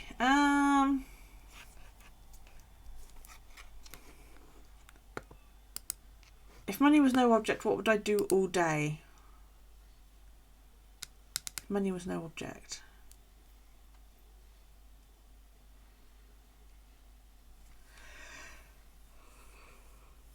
But that's a bit of a dumb question when you say, what would you do all day? Because that implies that you'd only do one thing. I'd pay off all the debts that my family have.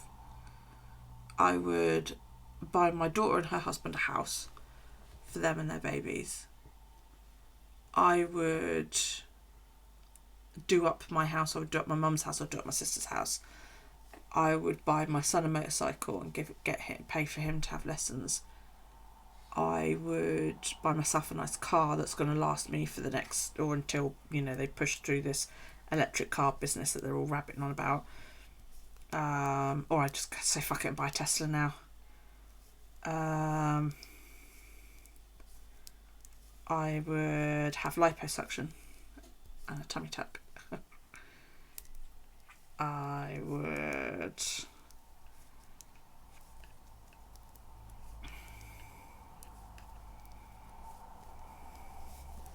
I don't know.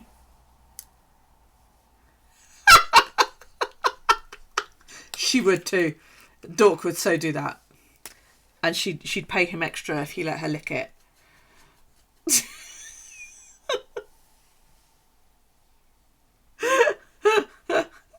I see they've been in your Discord, Dork. If I had one superpower, what would it be? Telepathy. I'd love to be telepathic. Or precognizance. I'd love to either be telepathic or tell the future. One of the two. Yours would be to force the hottest guys. But that's false. Would you not feel like, not that part of you think, well, they only love me because I made them?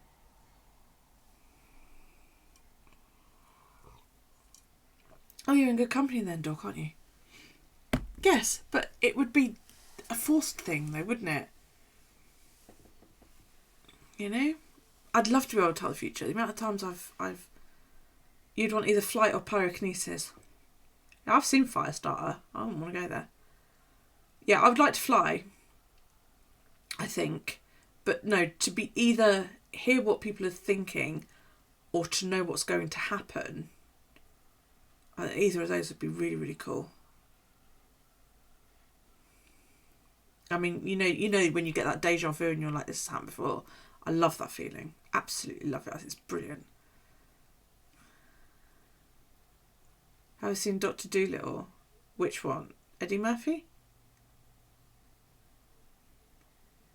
Teleport anywhere, anytime. I'd save buying a new car when Boris brings in the electric cars. Yes, I have. It's brilliant. If I could go back to the past, what year would I go and what would I change?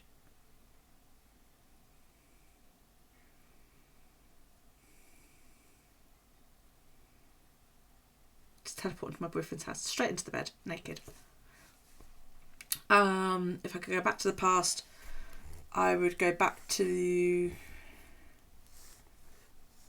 If someone else stab him on the way. I would go back to when Stuart and I first broke up 10, 12 years ago and tell myself what was going to happen and what he needed for us to make it work. And that would be the thing that I would change. I would make sure we stay together.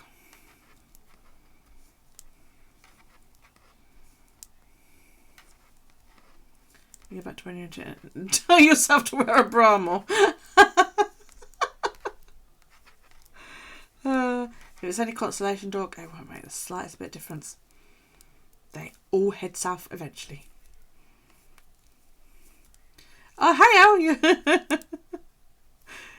You don't need to read minds to know what dog's thinking about. Yeah, well, that's because she's a pervert. She's admitted as much.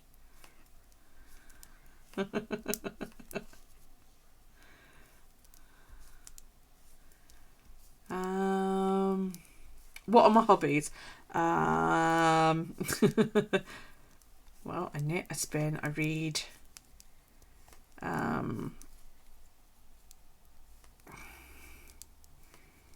That's pretty much it. Oh, junk journal, bullet journal. Spend far too much online scrolling through Facebook.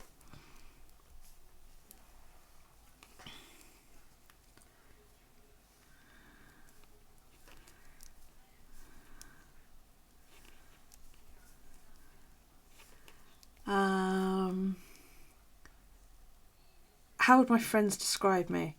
Oh, I don't fucking know. Ask my friends, not me. I don't have any friends.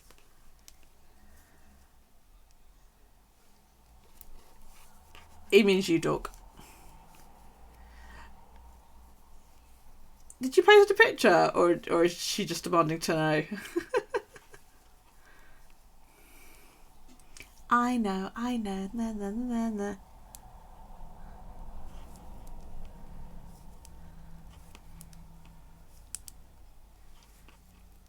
She's doing a reverse Mohican. So instead of shaving it all and having a long bit in the middle, she's just shaved a strip down the middle like that. That really hurt. Oh, she just want to know. I know.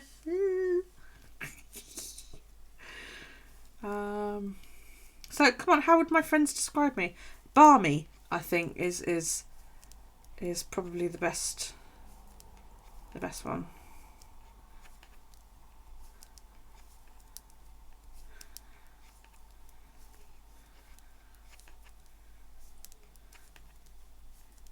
Oh, sorry.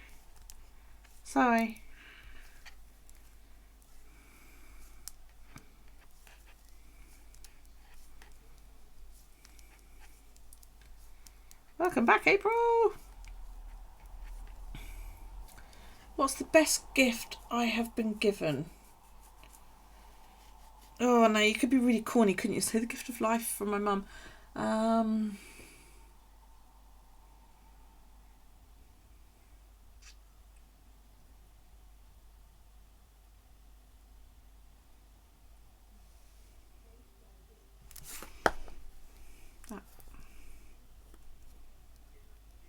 I told my children years and years and years and years and years ago that yes, dog, we are, that I wanted a mum ring and that I wanted something a bit different than what everybody else had.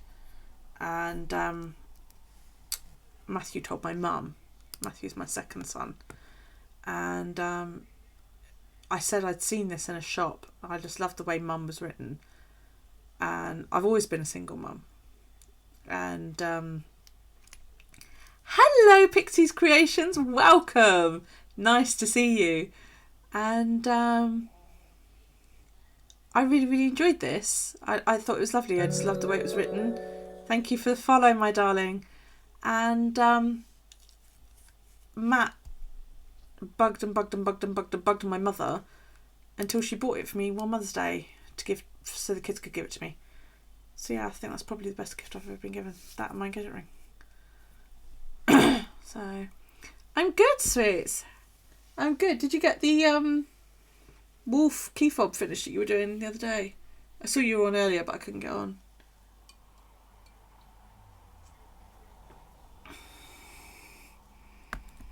Oh, hey, that's not fair, man. I don't subscribe to your OnlyFans.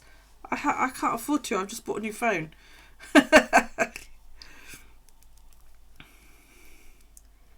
And for those of you that don't know, Pixie's Creations does pyrography and it's amazing.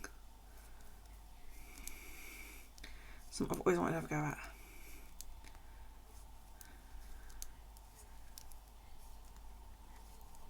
Did you have a good stream today? Because you were on earlier, weren't you?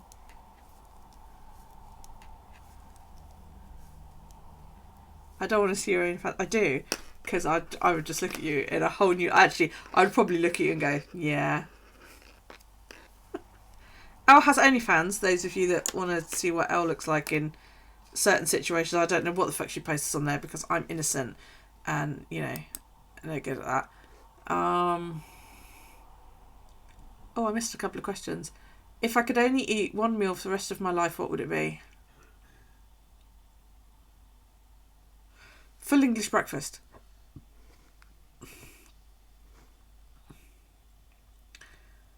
Because you get quite a wide variety on that one.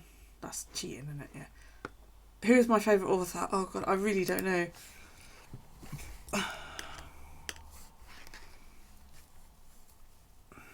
Mercedes Lackey, I think. It's a toss-up between Mercedes Lackey, Anne McCaffrey or Robin Hobb. I really, really can't get it any narrower than those particular three. What is the worst gift I've ever received?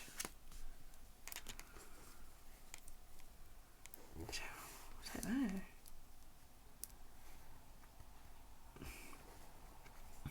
You stay away from her OnlyFans.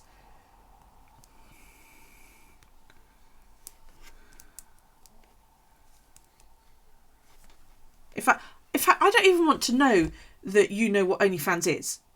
Okay, just no.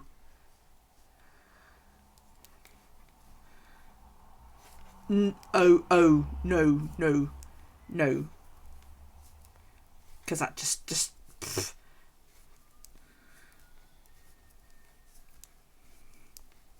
He's a friend of my daughter's, Elle. Please behave. Considering that in my head, when I don't see her, my daughter's still like 5.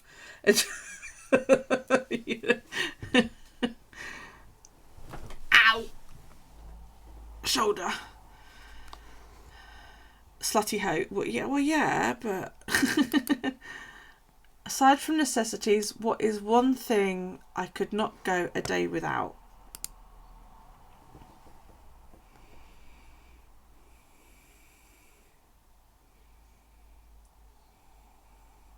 I know you're 24 and Callie's 25, and in my head, when I don't see you guys, you all revert to being those sweet and innocent little children that you used to all be. There's none of this babies and OnlyFans and all of that rubbish. Just no. What is the one thing I could not do without? Does it have to be a thing? You know.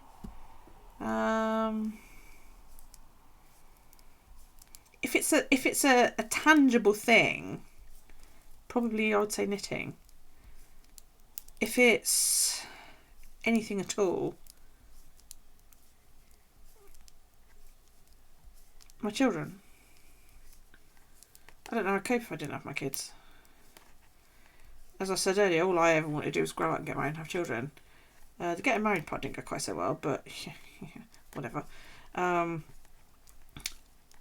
I knew all throughout my life that all I was ever going to be was somebody's mum. That's what I wanted to be. And I don't feel, I hate parents that are like, oh yeah, but don't forget you're still you. Yeah, I am. And being a mum is what I am. That's what I do. And I'm not that bad at it. You know, I've raised 4. Got a 5th one who's, you know, currently like in the growing process. He's nearly 6. He's 6 next week. I've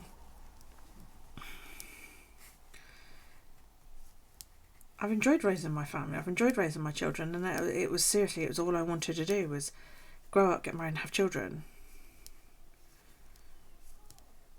So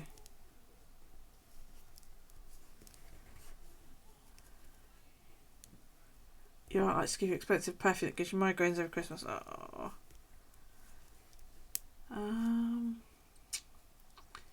List 2 pet peeves.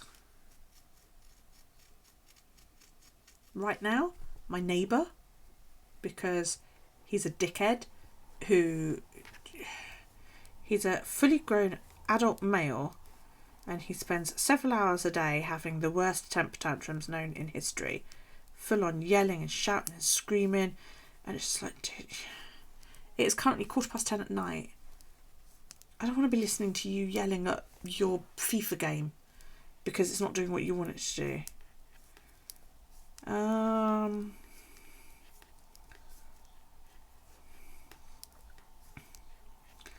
People who let their children run ahead on the roads. I'm a driver. I've been driving for nearly 25 years. And if you're walking along and you're looking down at your phone and your child is running on ahead or lagging on behind, or you're chatting with your mate or whatever, you have got no idea what your child is doing. If your child falls and they fall the wrong way because they're running, that could be your child gone. Do I ever worry about aging? What, do I worry about getting old? No, not really. I plan to do it disgracefully. No, not really. I worry about losing my memory more than anything. My memory is awful as it is, and I used to laugh at my mum when I was younger because she's got a bad memory, and hers is getting quite bad as well. We make a right pair, and she says I'm worse than what she is, and that worries me. Yeah, women who just could put out the road like, yeah, you know what, they want to cross from between parked cars, so they push the pushchair out in the road, and it's like, what the fuck are you doing? You moron! So, no, I don't worry about physically getting old, but I do worry about mentally getting old. Where do I see myself in 5 years? I'm sitting here, actually. Yeah, you hate those. Yeah. Yeah, people don't realise how far out in front of them a pushchair or a stroller, to you people in America, actually sticks. Yeah, I don't really see myself anywhere different in 5 years' time. I see myself 5 years older with a child who's about to turn 11. You know, hopefully my mum will still be about in 5 years' time. I hope so. I don't know. Yeah. How many pairs of shoes do I own? My Merrells, my flip-flops, pair of fancy boots, 2 pairs of fancy boots that I never wear. That's it, 4 pairs of shoes. I don't do shoes. I'm not a shoes person. If I was a superhero, what powers would I have? All of them. Because, you know, I would be Rogue. Because if you're going to be a superhero, you might as well have them all. And I would snog the arse off of Superman. The original Superman, Christopher Reeve. Not, you know, any of these interlopers. Although if Henry Cavill wants to dress up in his Witcher, yeah, I'd go there. They showed post people who are doing driving in vans and video. Yeah, I can't watch stuff like that. I can't. That just does my head in.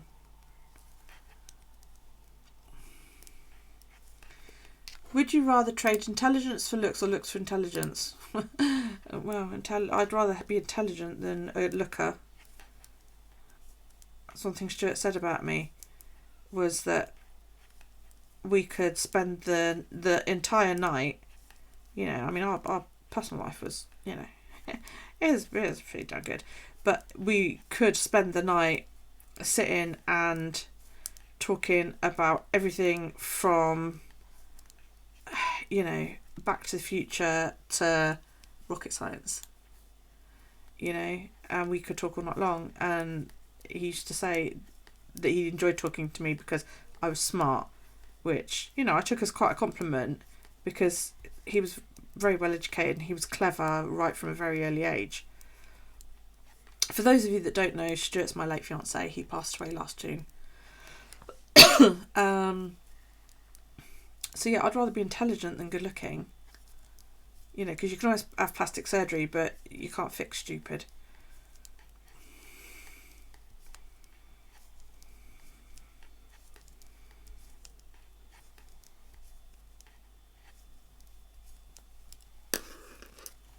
How often do I buy clothes? When they get holes in them. Don't like clothes shopping. I hate clothes shopping. I've been endowed with childbirth and hips, and yeah. Oh lordy, how many sets of tarot cards do I have, and how long did it take me to read them or interpret them?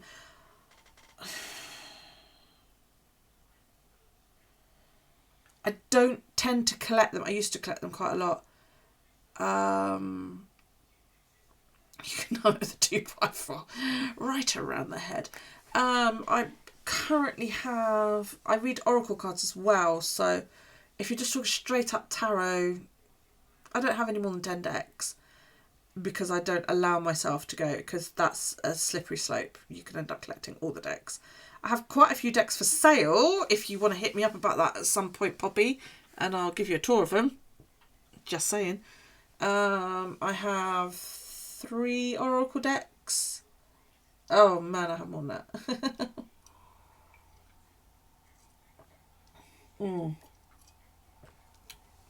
And I hope it's a fantastic one for you. Knots on Stitches. My favourite ones are, well, you guys know I love my Everyday Enchantment Tarot, and the Everyday Witch Tarot is my second favourite. They're the ones that I read from the most. How long did it take me to learn them?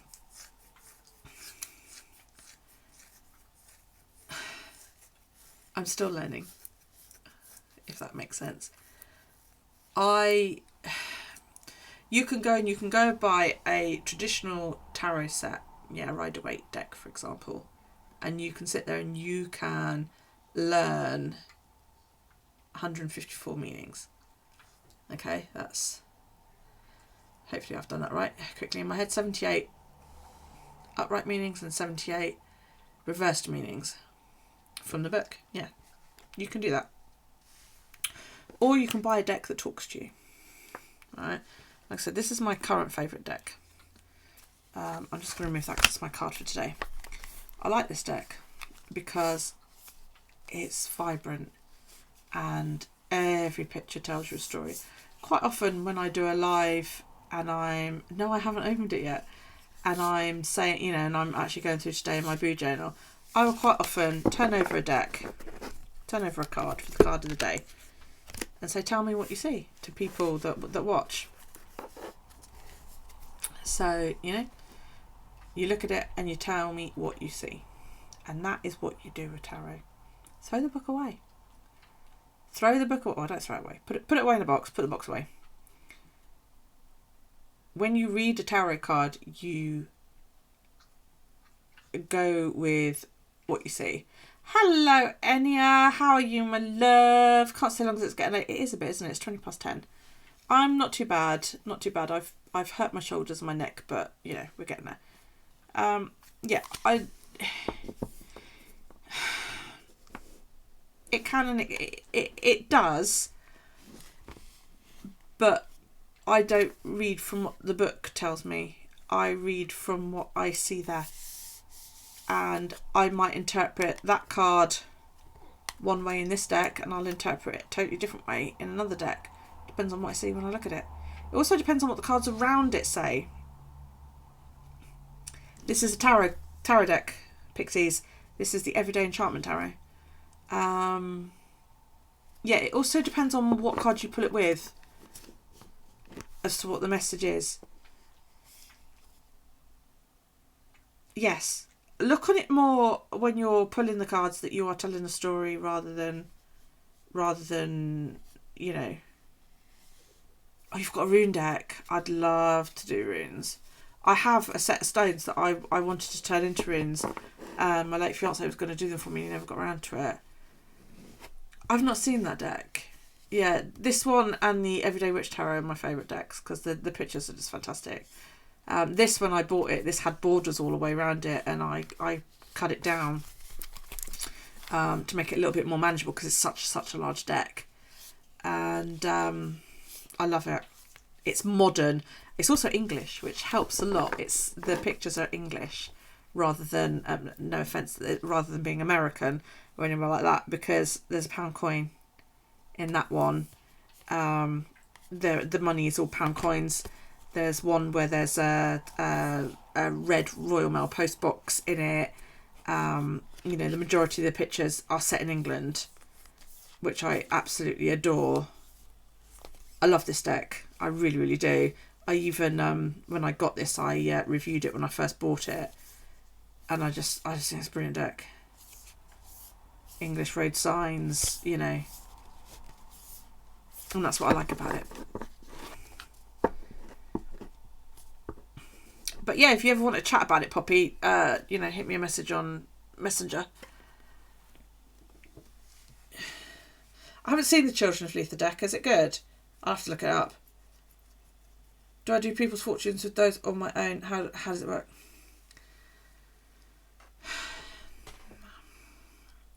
Tarot cards guide you more than anything.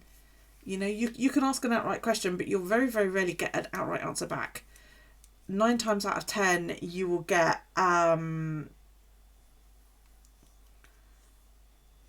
you could say to it, you know, should I take that job? And you'll get a reply that basically says, well, you could, but that might happen if you do. Yeah, it's a bit like having the devil and the angel on your shoulder at once. You know, the cartoons where you know, the Emperor's New Groove, when Kronk's got the little angel and the little devil on his shoulders and they're arguing with each other. That's a bit like what tarot's like. Oracle cards are very, very different. Oracle cards, you ask a question, you get an answer. Because it's you're questioning oracles. Yeah. Tarot are more... maybe. Tarot takes the piss. It does take the piss quite a lot. So... I like them. I mainly read for myself. I have read for other people, but there are quite a lot of tarot readers where I live, so I don't bother.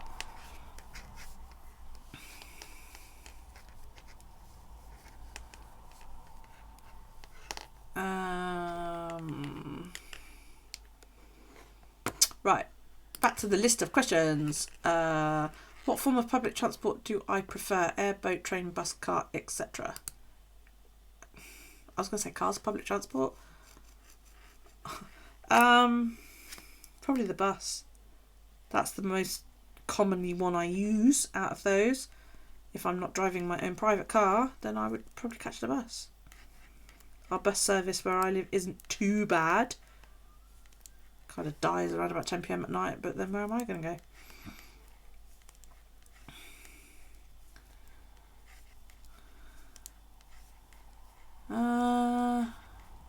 What's my favourite zoo animal? None of them. They shouldn't be in a fucking zoo. They should be left alone. If I could go back in time to change one thing, what would it be? Oh gosh. I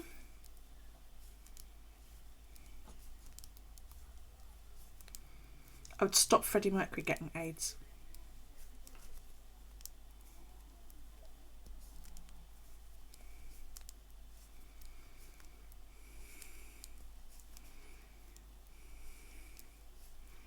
If I could share a meal with any 4 individuals, living or dead, who would they be? Stephen Hawking, Freddie Mercury, My dad and Stuart. And they're all dead. How many pillows do I sleep with? At the moment, 1, 2, 3, 4, about 6, because I can only sleep sitting upright because I've hurt my neck and my shoulders. What's the longest I've gone without sleep and why?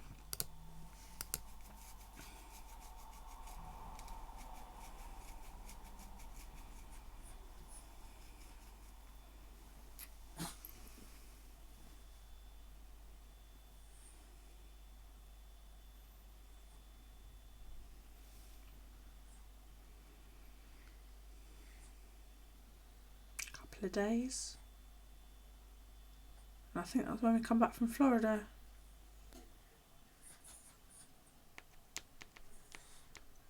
No, I drove to Scotland and back in a day once.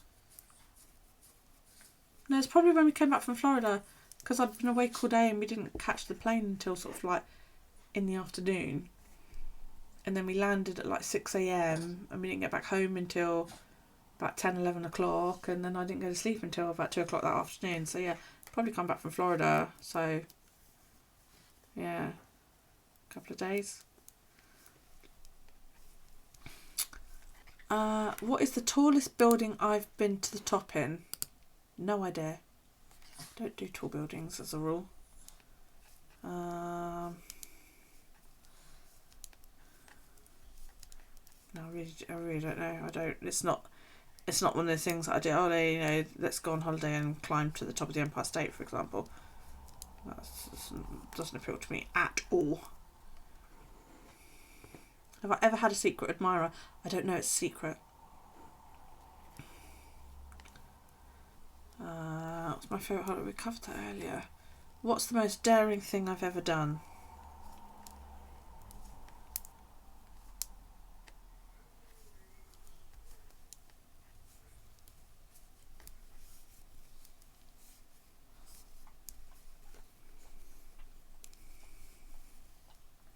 I don't know. Having children, I suppose. Can be a life or death thing, can't it? Stop it!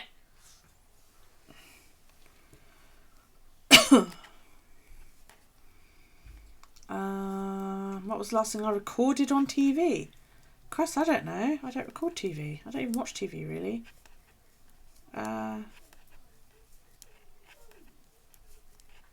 Probably something from Arrowverse.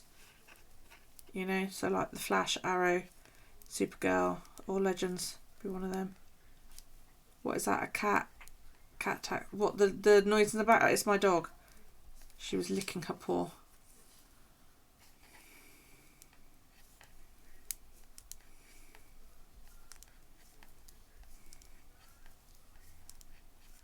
If you can hear shouting, it's my neighbour being a dick. Night, Anna. See you later, love. Thanks for popping by. What kind of dog? Shih Tzu. Old lady. I'll see a picture. An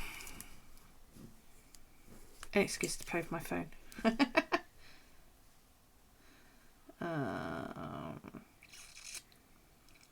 I would pick her up, but she doesn't really enjoy being picked up. She tends to freak out a little bit.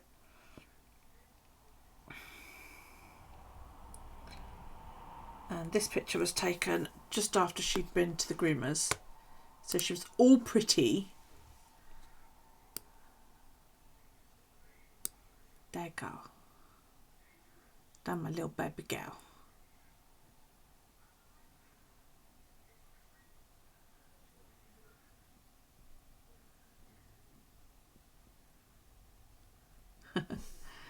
She's a good girl.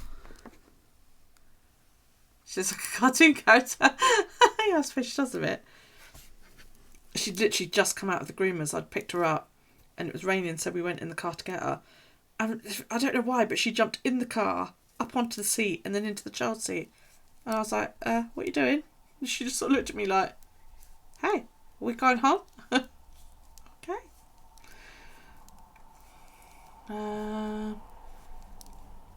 What was the last book I read? book I read was the last of the Pern series of books, I think.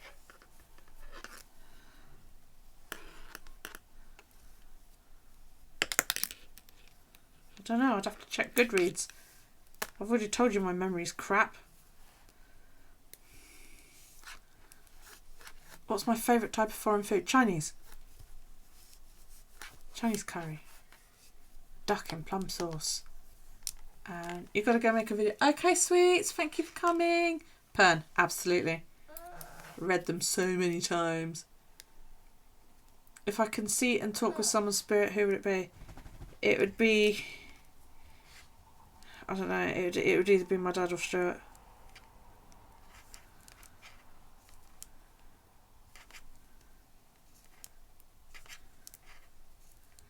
Just hear their voices. Probably my dad, because I haven't heard his voice for so long now. I've got recordings where I hear Stuart's voice, but I never recorded my dad's voice. So I'd like to hear my dad's voice again. You like Thai? Oh, I love Chinese food. Really enjoy Chinese food. It's absolutely lush. Noodles and curry and duck in plum sauce and crispy chili beef. It's expensive though. Well, it is here. So, yeah. Am I clean or messy? Oh, very clean. No, I'm a messy cow. Just to prove it. That's my table behind me. We're not even going to go there. Very messy. Yellow Thai curry, carrots, potatoes. Oh, that sounds nice. Who would I want to play me in a movie of my life? Hey, Nelly. Oh, thank you for the follow. Morning, Rose Rising. Appreciate it. Oh. And Knots and Stitches. Thank you, sweetheart.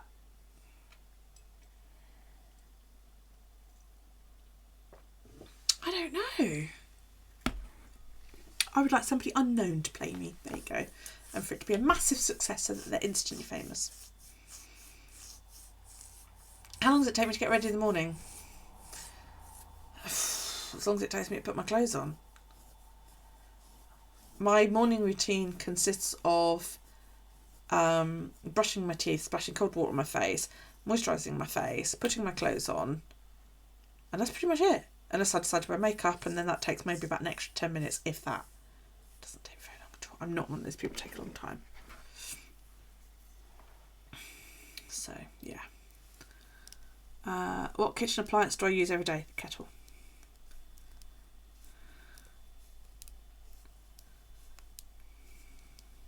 Because we drink tea because we're British.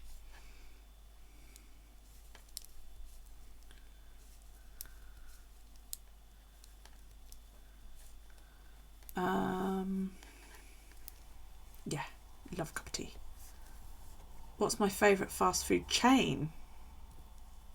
It used to be KFC, but then they changed their chips and I don't like their chips anymore. So it's probably McDonald's now. You don't drink tea, you weirdo. The whole rest of your family drinks coffee. I don't drink coffee. I drink decaf tea. I'm actually allergic to caffeine, so I'm going to really regret drinking this Coke later, but you know, fuck it, I don't care.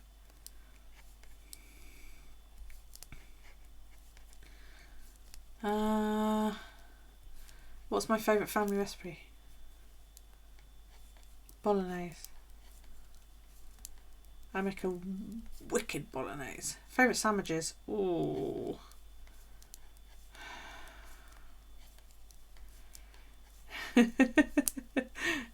Toasted sandwiches, yeah, and you make them in a toasty, and you put your cheese on them, and then you heat up some leftover bolognese from the night before, and then you put a spoonful of that in your toastie, and you add your other bit of bread, and you got cheese and bolognese toastie, and then when that's all out, you get it out and you pour Worcester sauce all over top of it.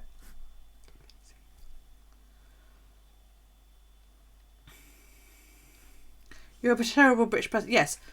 Hand in your passport immediately and leave the country. Do I love or hate roller coasters? When I was a kid, I loved them. I was quite an adrenaline junkie when I was small, and I loved roller coasters. I loved going in the sea when it was all white waves with my dad and a huge rubber ring thing, you know, super fun tire they were called back then. Loved it. Absolutely loved all that kind of thing. Now, I don't know whether it is since becoming a parent or what, but I haven't been on a roller coaster in years. And they actually, I think the last time I went on one that I can remember, I was 15.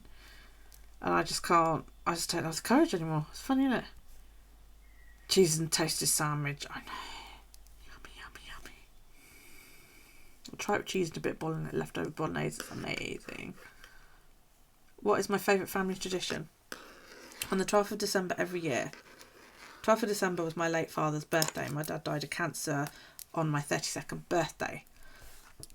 And then that year, my birthday's in June. My dad's birthday was in December, 12th December. And that year we started Don's Tree Day. Basically what that means is on the 12th of December, all my children come round, the entire family comes round. We put up my Christmas tree and we have a few drinks and we remember my dad. And, you know, we generally have a really, really good day. And it's, over the past sort of 13 years, it's become a tradition. And it's a tradition that not only I do, but a lady in the US does as well. Even though she's never met me, she's never met my dad. But she asked if she could follow it, and I said yeah. And it's lovely. Yeah, I went to Disneyland when I was 15 and dragged my sister on all the roller coasters. But that was before I had the children. I bet that was hysterical to watch. It's no, what, the Christmas tree thing? No, it's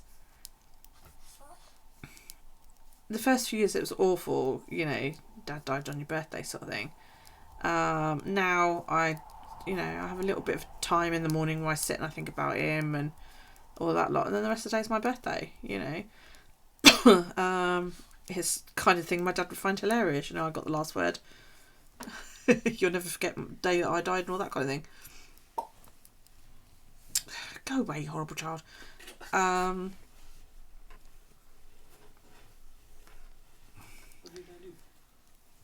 So it's you know, he would find it funny. So if I have to live in a European country other than the UK, which one?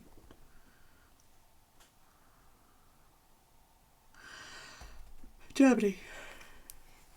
I'd go back to Germany.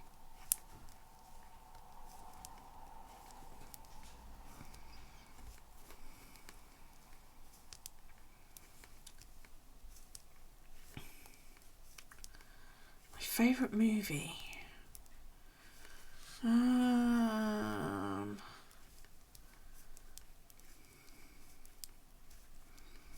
It's my favourite movie. Back to the Future. Watched it with my dad when I was a kid, and it was a favourite for me and Stuart as well. He bought me the 25th anniversary edition on Blu-ray when it came out. I've still got it.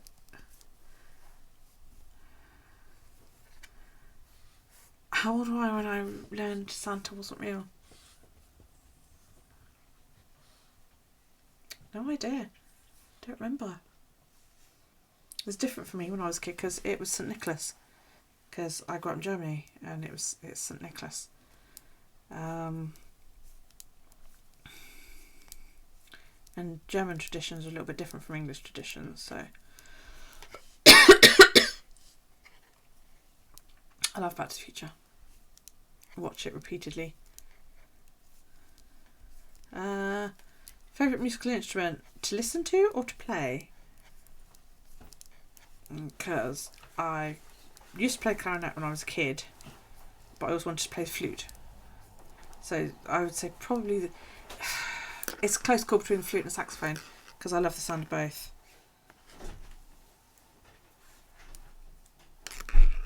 It depends what you're listening to, because I mean, you know, like Careless Whisper wouldn't sound right on a flute, would it? But play it on a saxophone and it sounds really sexy. Is my glass half full or half empty? Depends how much vodka's left. If there's another one coming after this, it's half full. There's no more coming after this, so it's half empty.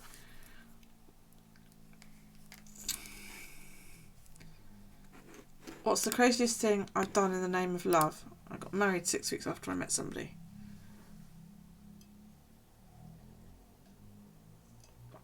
Yeah, it's empty if it's a bad day and I've drunk it quick enough.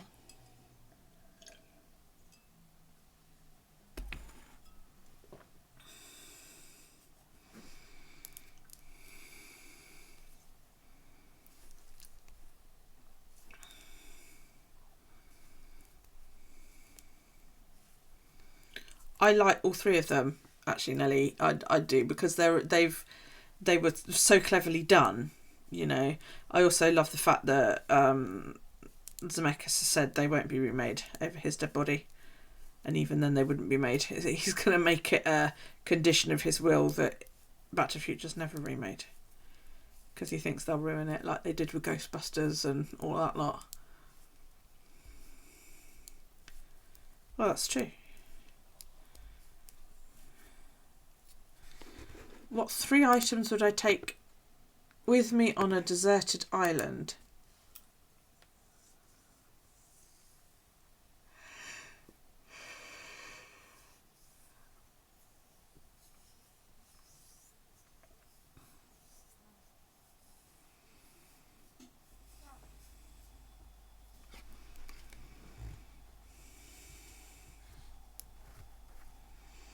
I don't know, that's quite hard, isn't it? I mean, assuming, you know, that you're not going to say the usual stuff like, oh, I'd take a phone and all that lot. A knife.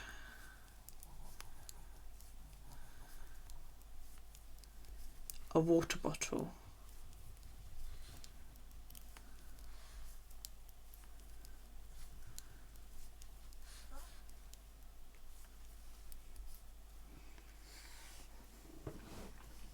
Well, yeah. But I'm sort of trying to be practical here, Doc. You know? I would say a knife because, you know, you could hope to survive with that. A water bottle so that you can at least drink. I won't bother taking matches because you can make fire without them. It's not easy, but it is possible. And matches eventually run out. Don't know what the third thing would be. Really don't know.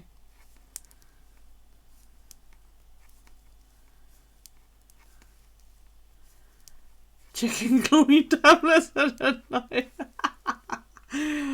Okay.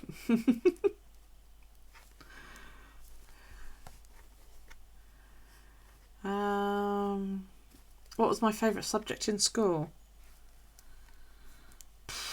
Home time. No. Science, I think. Quite like science. I like seeing how things work, you know.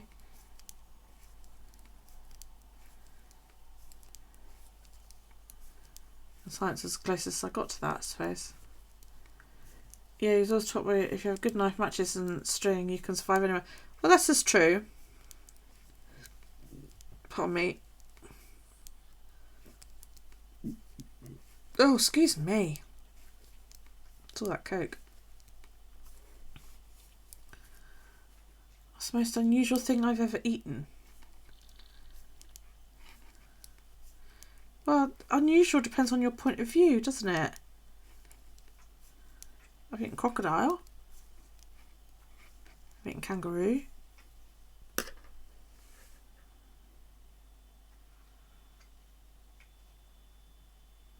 Are you a scientist, are you? What kind of scientist are you, Poppy? you know, which to somebody in Australia, eating kangaroo is not unusual. In England, it could be considered such. You've eaten a cow's hoof. How the hell did you manage to eat a cow's hoof? I mean, they're like, you know, a bit odd. I suppose it's about the weirdest thing, I think, kangaroo.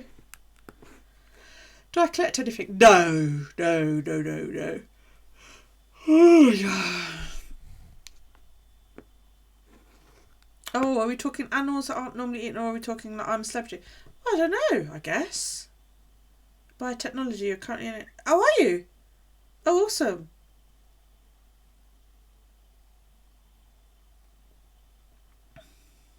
That is cool. Cool as fuck. Also, I didn't know that's what you did. That's incredible. Use the smart puppy then. I would still say kangaroo's probably most... My dad's eaten hedgehog.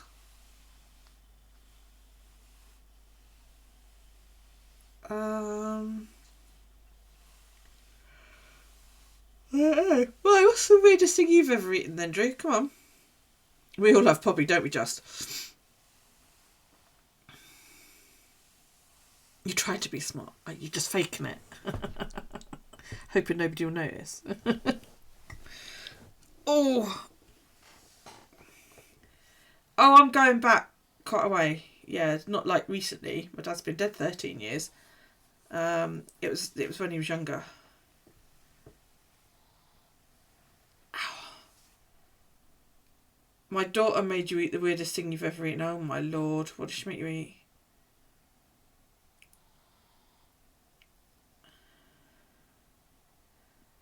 It's the one thing that's been rejected at a velocity from your mouth.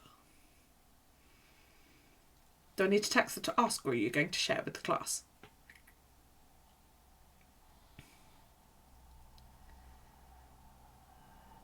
Let's see if she remembers, actually.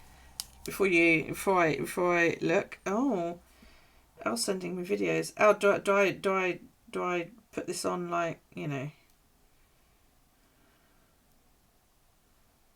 I like that. That's nice. I like that. Peanut butter and ham sandwich. I like peanut butter and ham sandwich. Oh no, I like it peanut butter and jam. We're talking about weird things we've eaten. Drew says weirdest thing he ever ate was something you gave him. What was it? Let's see if she remembers. No, I'm not going to show, because you said you were going to do it tomorrow. She'll remember. She found it highly amusing. Yeah, but she has, like, baby brain.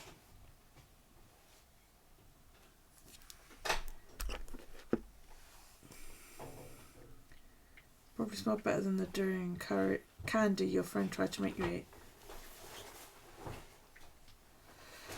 Am I an introvert or an extrovert? I'm actually an introvert.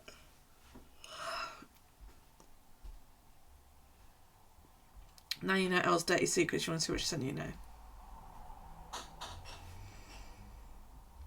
You hate nuts, the irony. Peanut butter is nasty. It depends on what it is. You know, I don't like chunky peanut butter. Smooth's alright.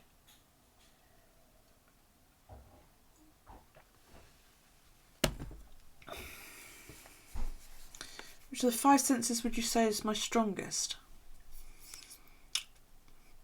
My smell, my sense of smell. I have hyperosmia. I've ever had a surprise party that was an actual surprise. The closest was my 40th. The kids all got me a cake and we had people over and all of that lot. I'm reading them off of a webpage. I just googled 100 getting to know you questions. But if you want to know something, by all means ask. Hashtag ask me anything. It's in the title. Yeah, no, I have hyperosmia, so I tend to smell everything. Am I related or distantly related to anyone famous? No. Well,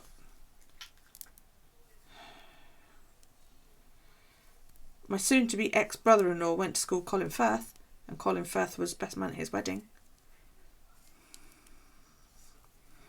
I just figured it was a way to pass the time, Nelly.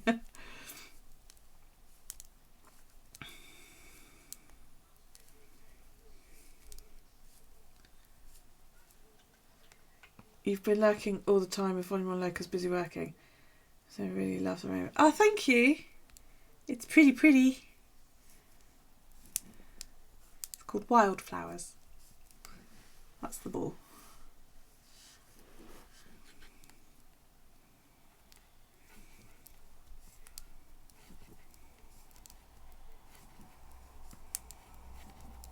Draws over Colin Firth. He's actually really nice. He's quite a nice guy. I haven't met him, but from what my soon-to-be ex-brother-in-law tells me, he's a really nice bloke.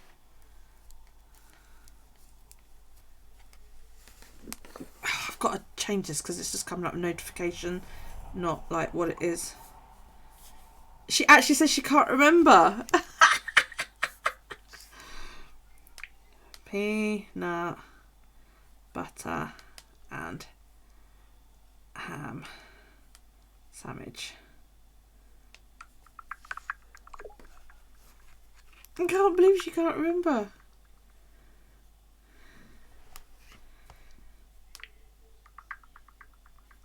He said he spat it out. Yeah, I was just about to say that. I just remembered. And you laughed loud.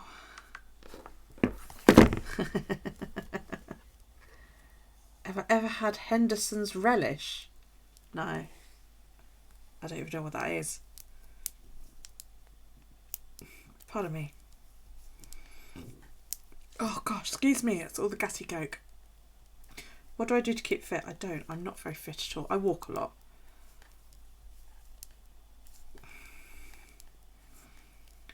Does my family have a motto? No. Not spoken or unspoken.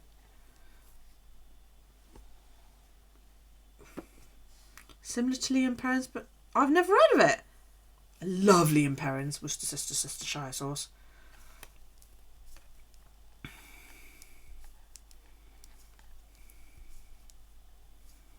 Where can I buy it? Your lineage traces back to Owain Glyndwr, who was titled Prince of Wales hundreds of years ago. Ooh, get you, royalty. Your family doesn't have a motto. We do still have our coat of arms. I have a tartan. Can't quite remember what it is. My dad was born in Lanarkshire, so it's hanging in the living room. Stuart years and years ago,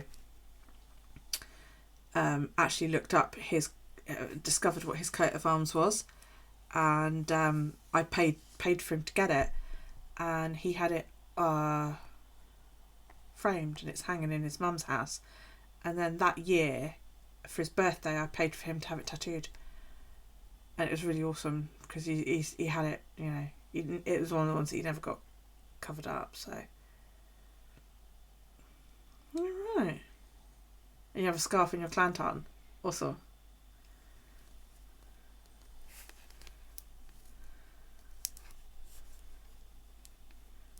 Yeah, I did look up what our tartan was once. I can't remember what it was. Just out of curiosity, I think.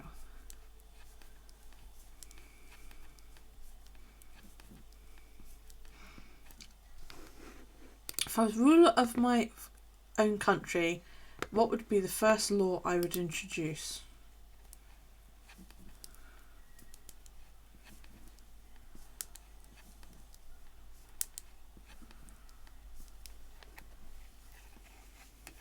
I don't know.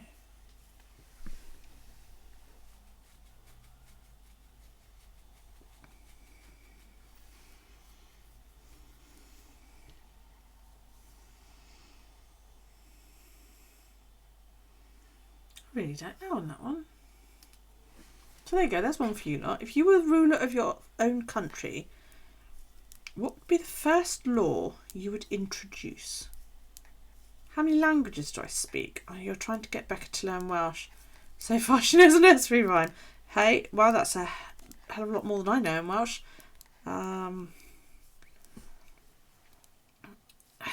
Fluently, I only speak English. I can get by in German if I needed to.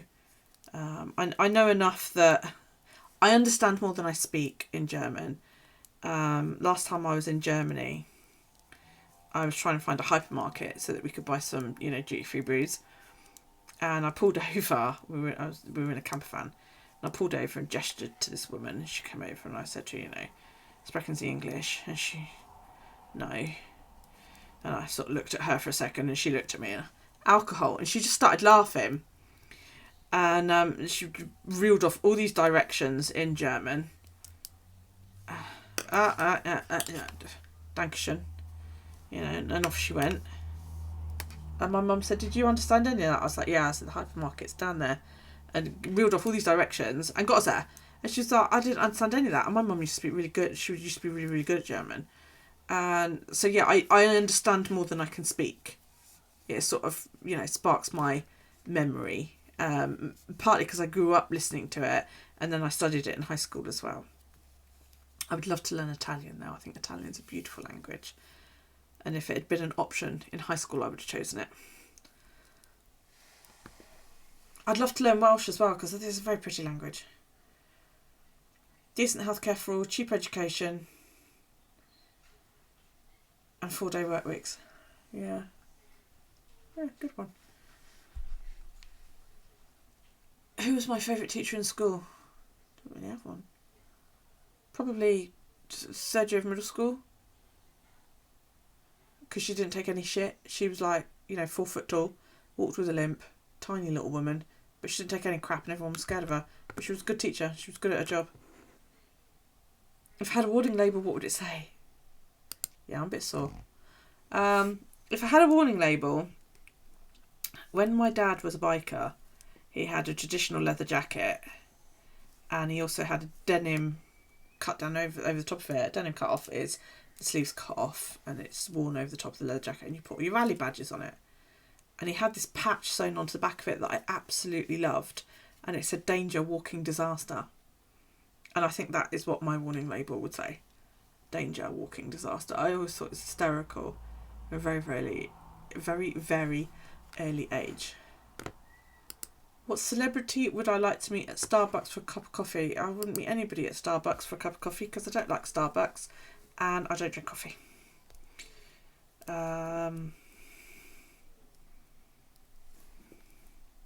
If I was going to meet somebody for a cup of tea, Jason Momoa or Johnny Depp, probably.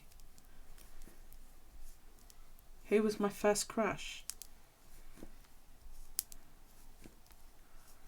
One of my dad's friends.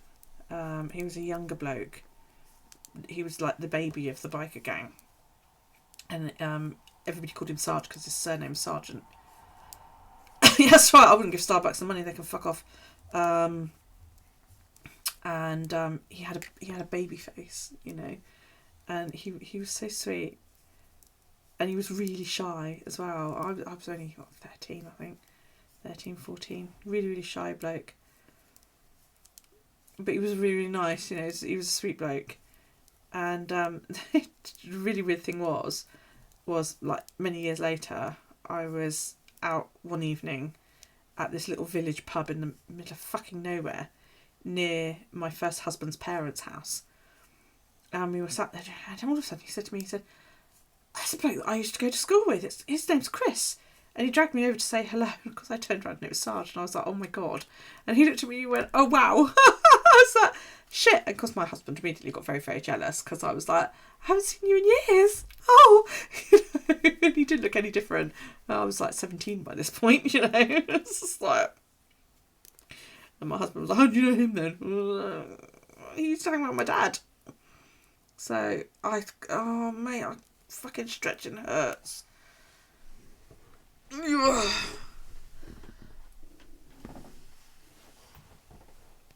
Ow! Bitch. What's the most interesting thing I can see out of my office or kitchen window? Well,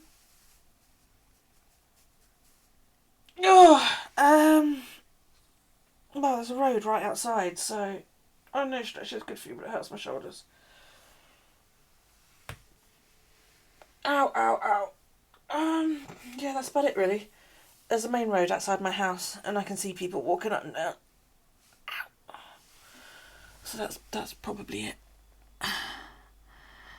On a scale of 1 to 10, how funny would I say I am? I don't know. 7? That's not a question you asked me. It's a question you asked me. Where do I see myself in 10 years? Well, same as where I see myself in 5 years, sitting here on my ass. What was my first job? I used to work in an amusement arcade. It was brilliant. I loved it. It was a summer job.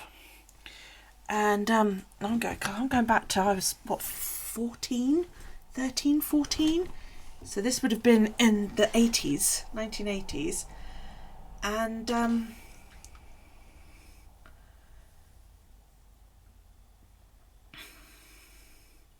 yeah, I spent all summer working. Like, I used to earn over £100 a week, which was a lot of money when I was 14, you know. It was brilliant, absolutely brilliant. If I could join any past or current music group, which would I want to join? What, is it like a band? Queen. How many languages did I speak? I've answered that one. I've done favourite family tradition. Who is the most intelligent person I know?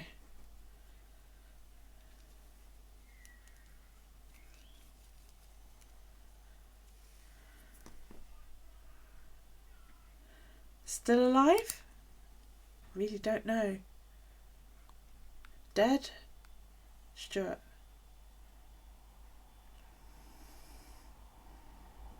Still alive. Poppy. She's a biochemist. Can I get away with that one? If I had to describe myself as an animal, which one would it be? Tortoise. I don't move very fast, and I would like to hibernate all through the winter. I have a tortoise. It's a good thing. What is one thing I will never do again? Get married. Who knows me the best? Hang on, I'll read back up. Who knows me the best? Again, it depends. If we're talking live people, probably my children. If we're talking dead people, Stuart. Or what is the most boring thing out of said windows? The traffic. It's the most interesting and the most boring thing out there. It's literally a road outside my house. Main road. You know, you'd be a capybara. You mother everyone. Oh.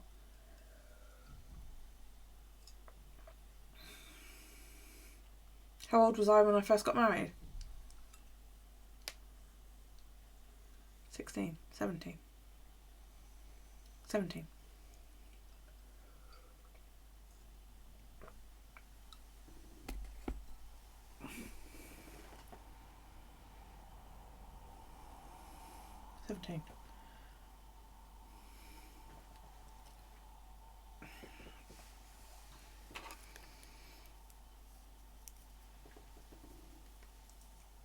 You look so cute.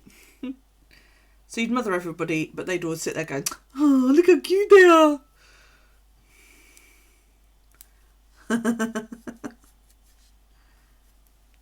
I'm gonna have to do some serious fucking stepping soon because I need to get 3,000 steps.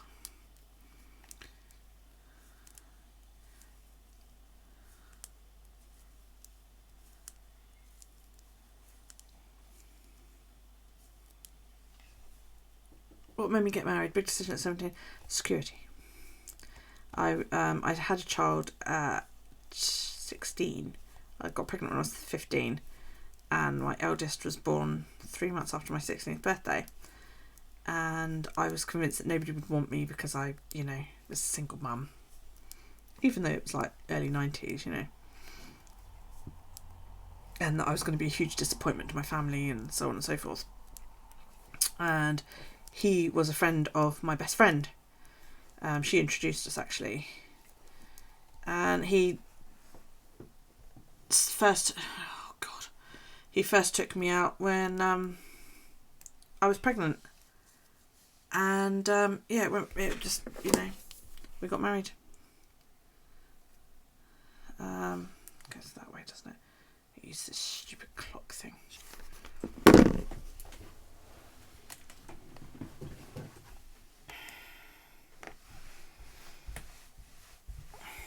And I realised pretty quickly that I'd made a mistake. By that point, I was pregnant with child number 2. So, as I said, I've always been a single mum. And I'm going to have to go for a wee in a minute because I've drunk an awful lot of vodka.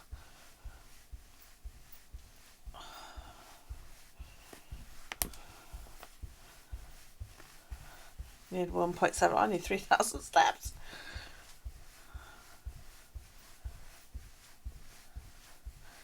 So I'm probably going to call it in a minute actually, because we've been here for 3 hours and 10 minutes, everybody. It's been great though.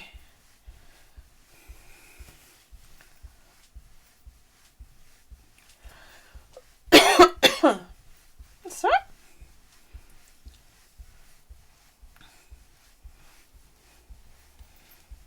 And when I realised what I'd done and why I'd done it, I couldn't stay with him anymore. Shit, that's loud. I couldn't stay with him anymore because it wasn't fair. So I told him. He wasn't too pleased. But there we go. Right. Does anybody have any recommendations of who we can go raid? Because, you know, we need to go raid somebody.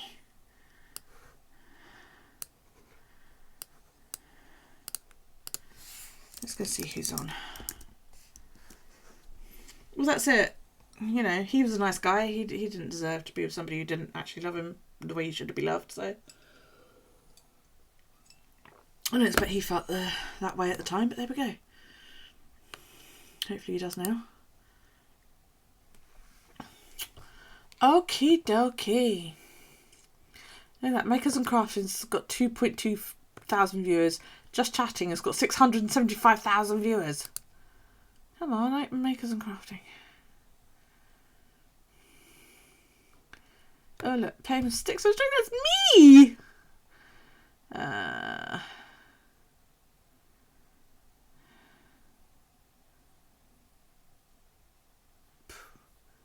Well, I ain't going to that person. 12-hour stream featuring Mini Matties. Mufasa did not die. Thank you very much.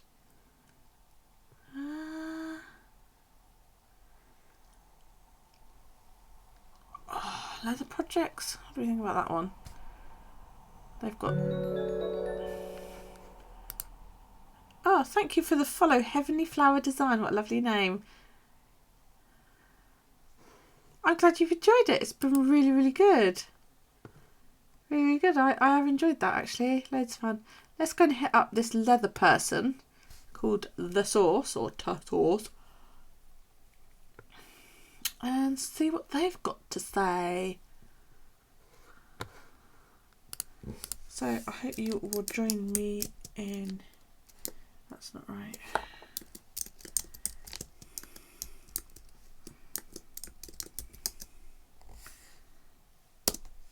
Reading their channel. Let's just open it up. Ooh.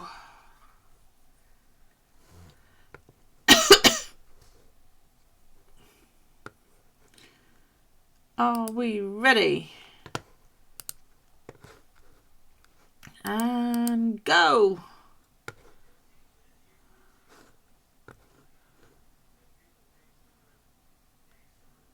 Are we going? Are we in? Yes, we're in. Fantastic.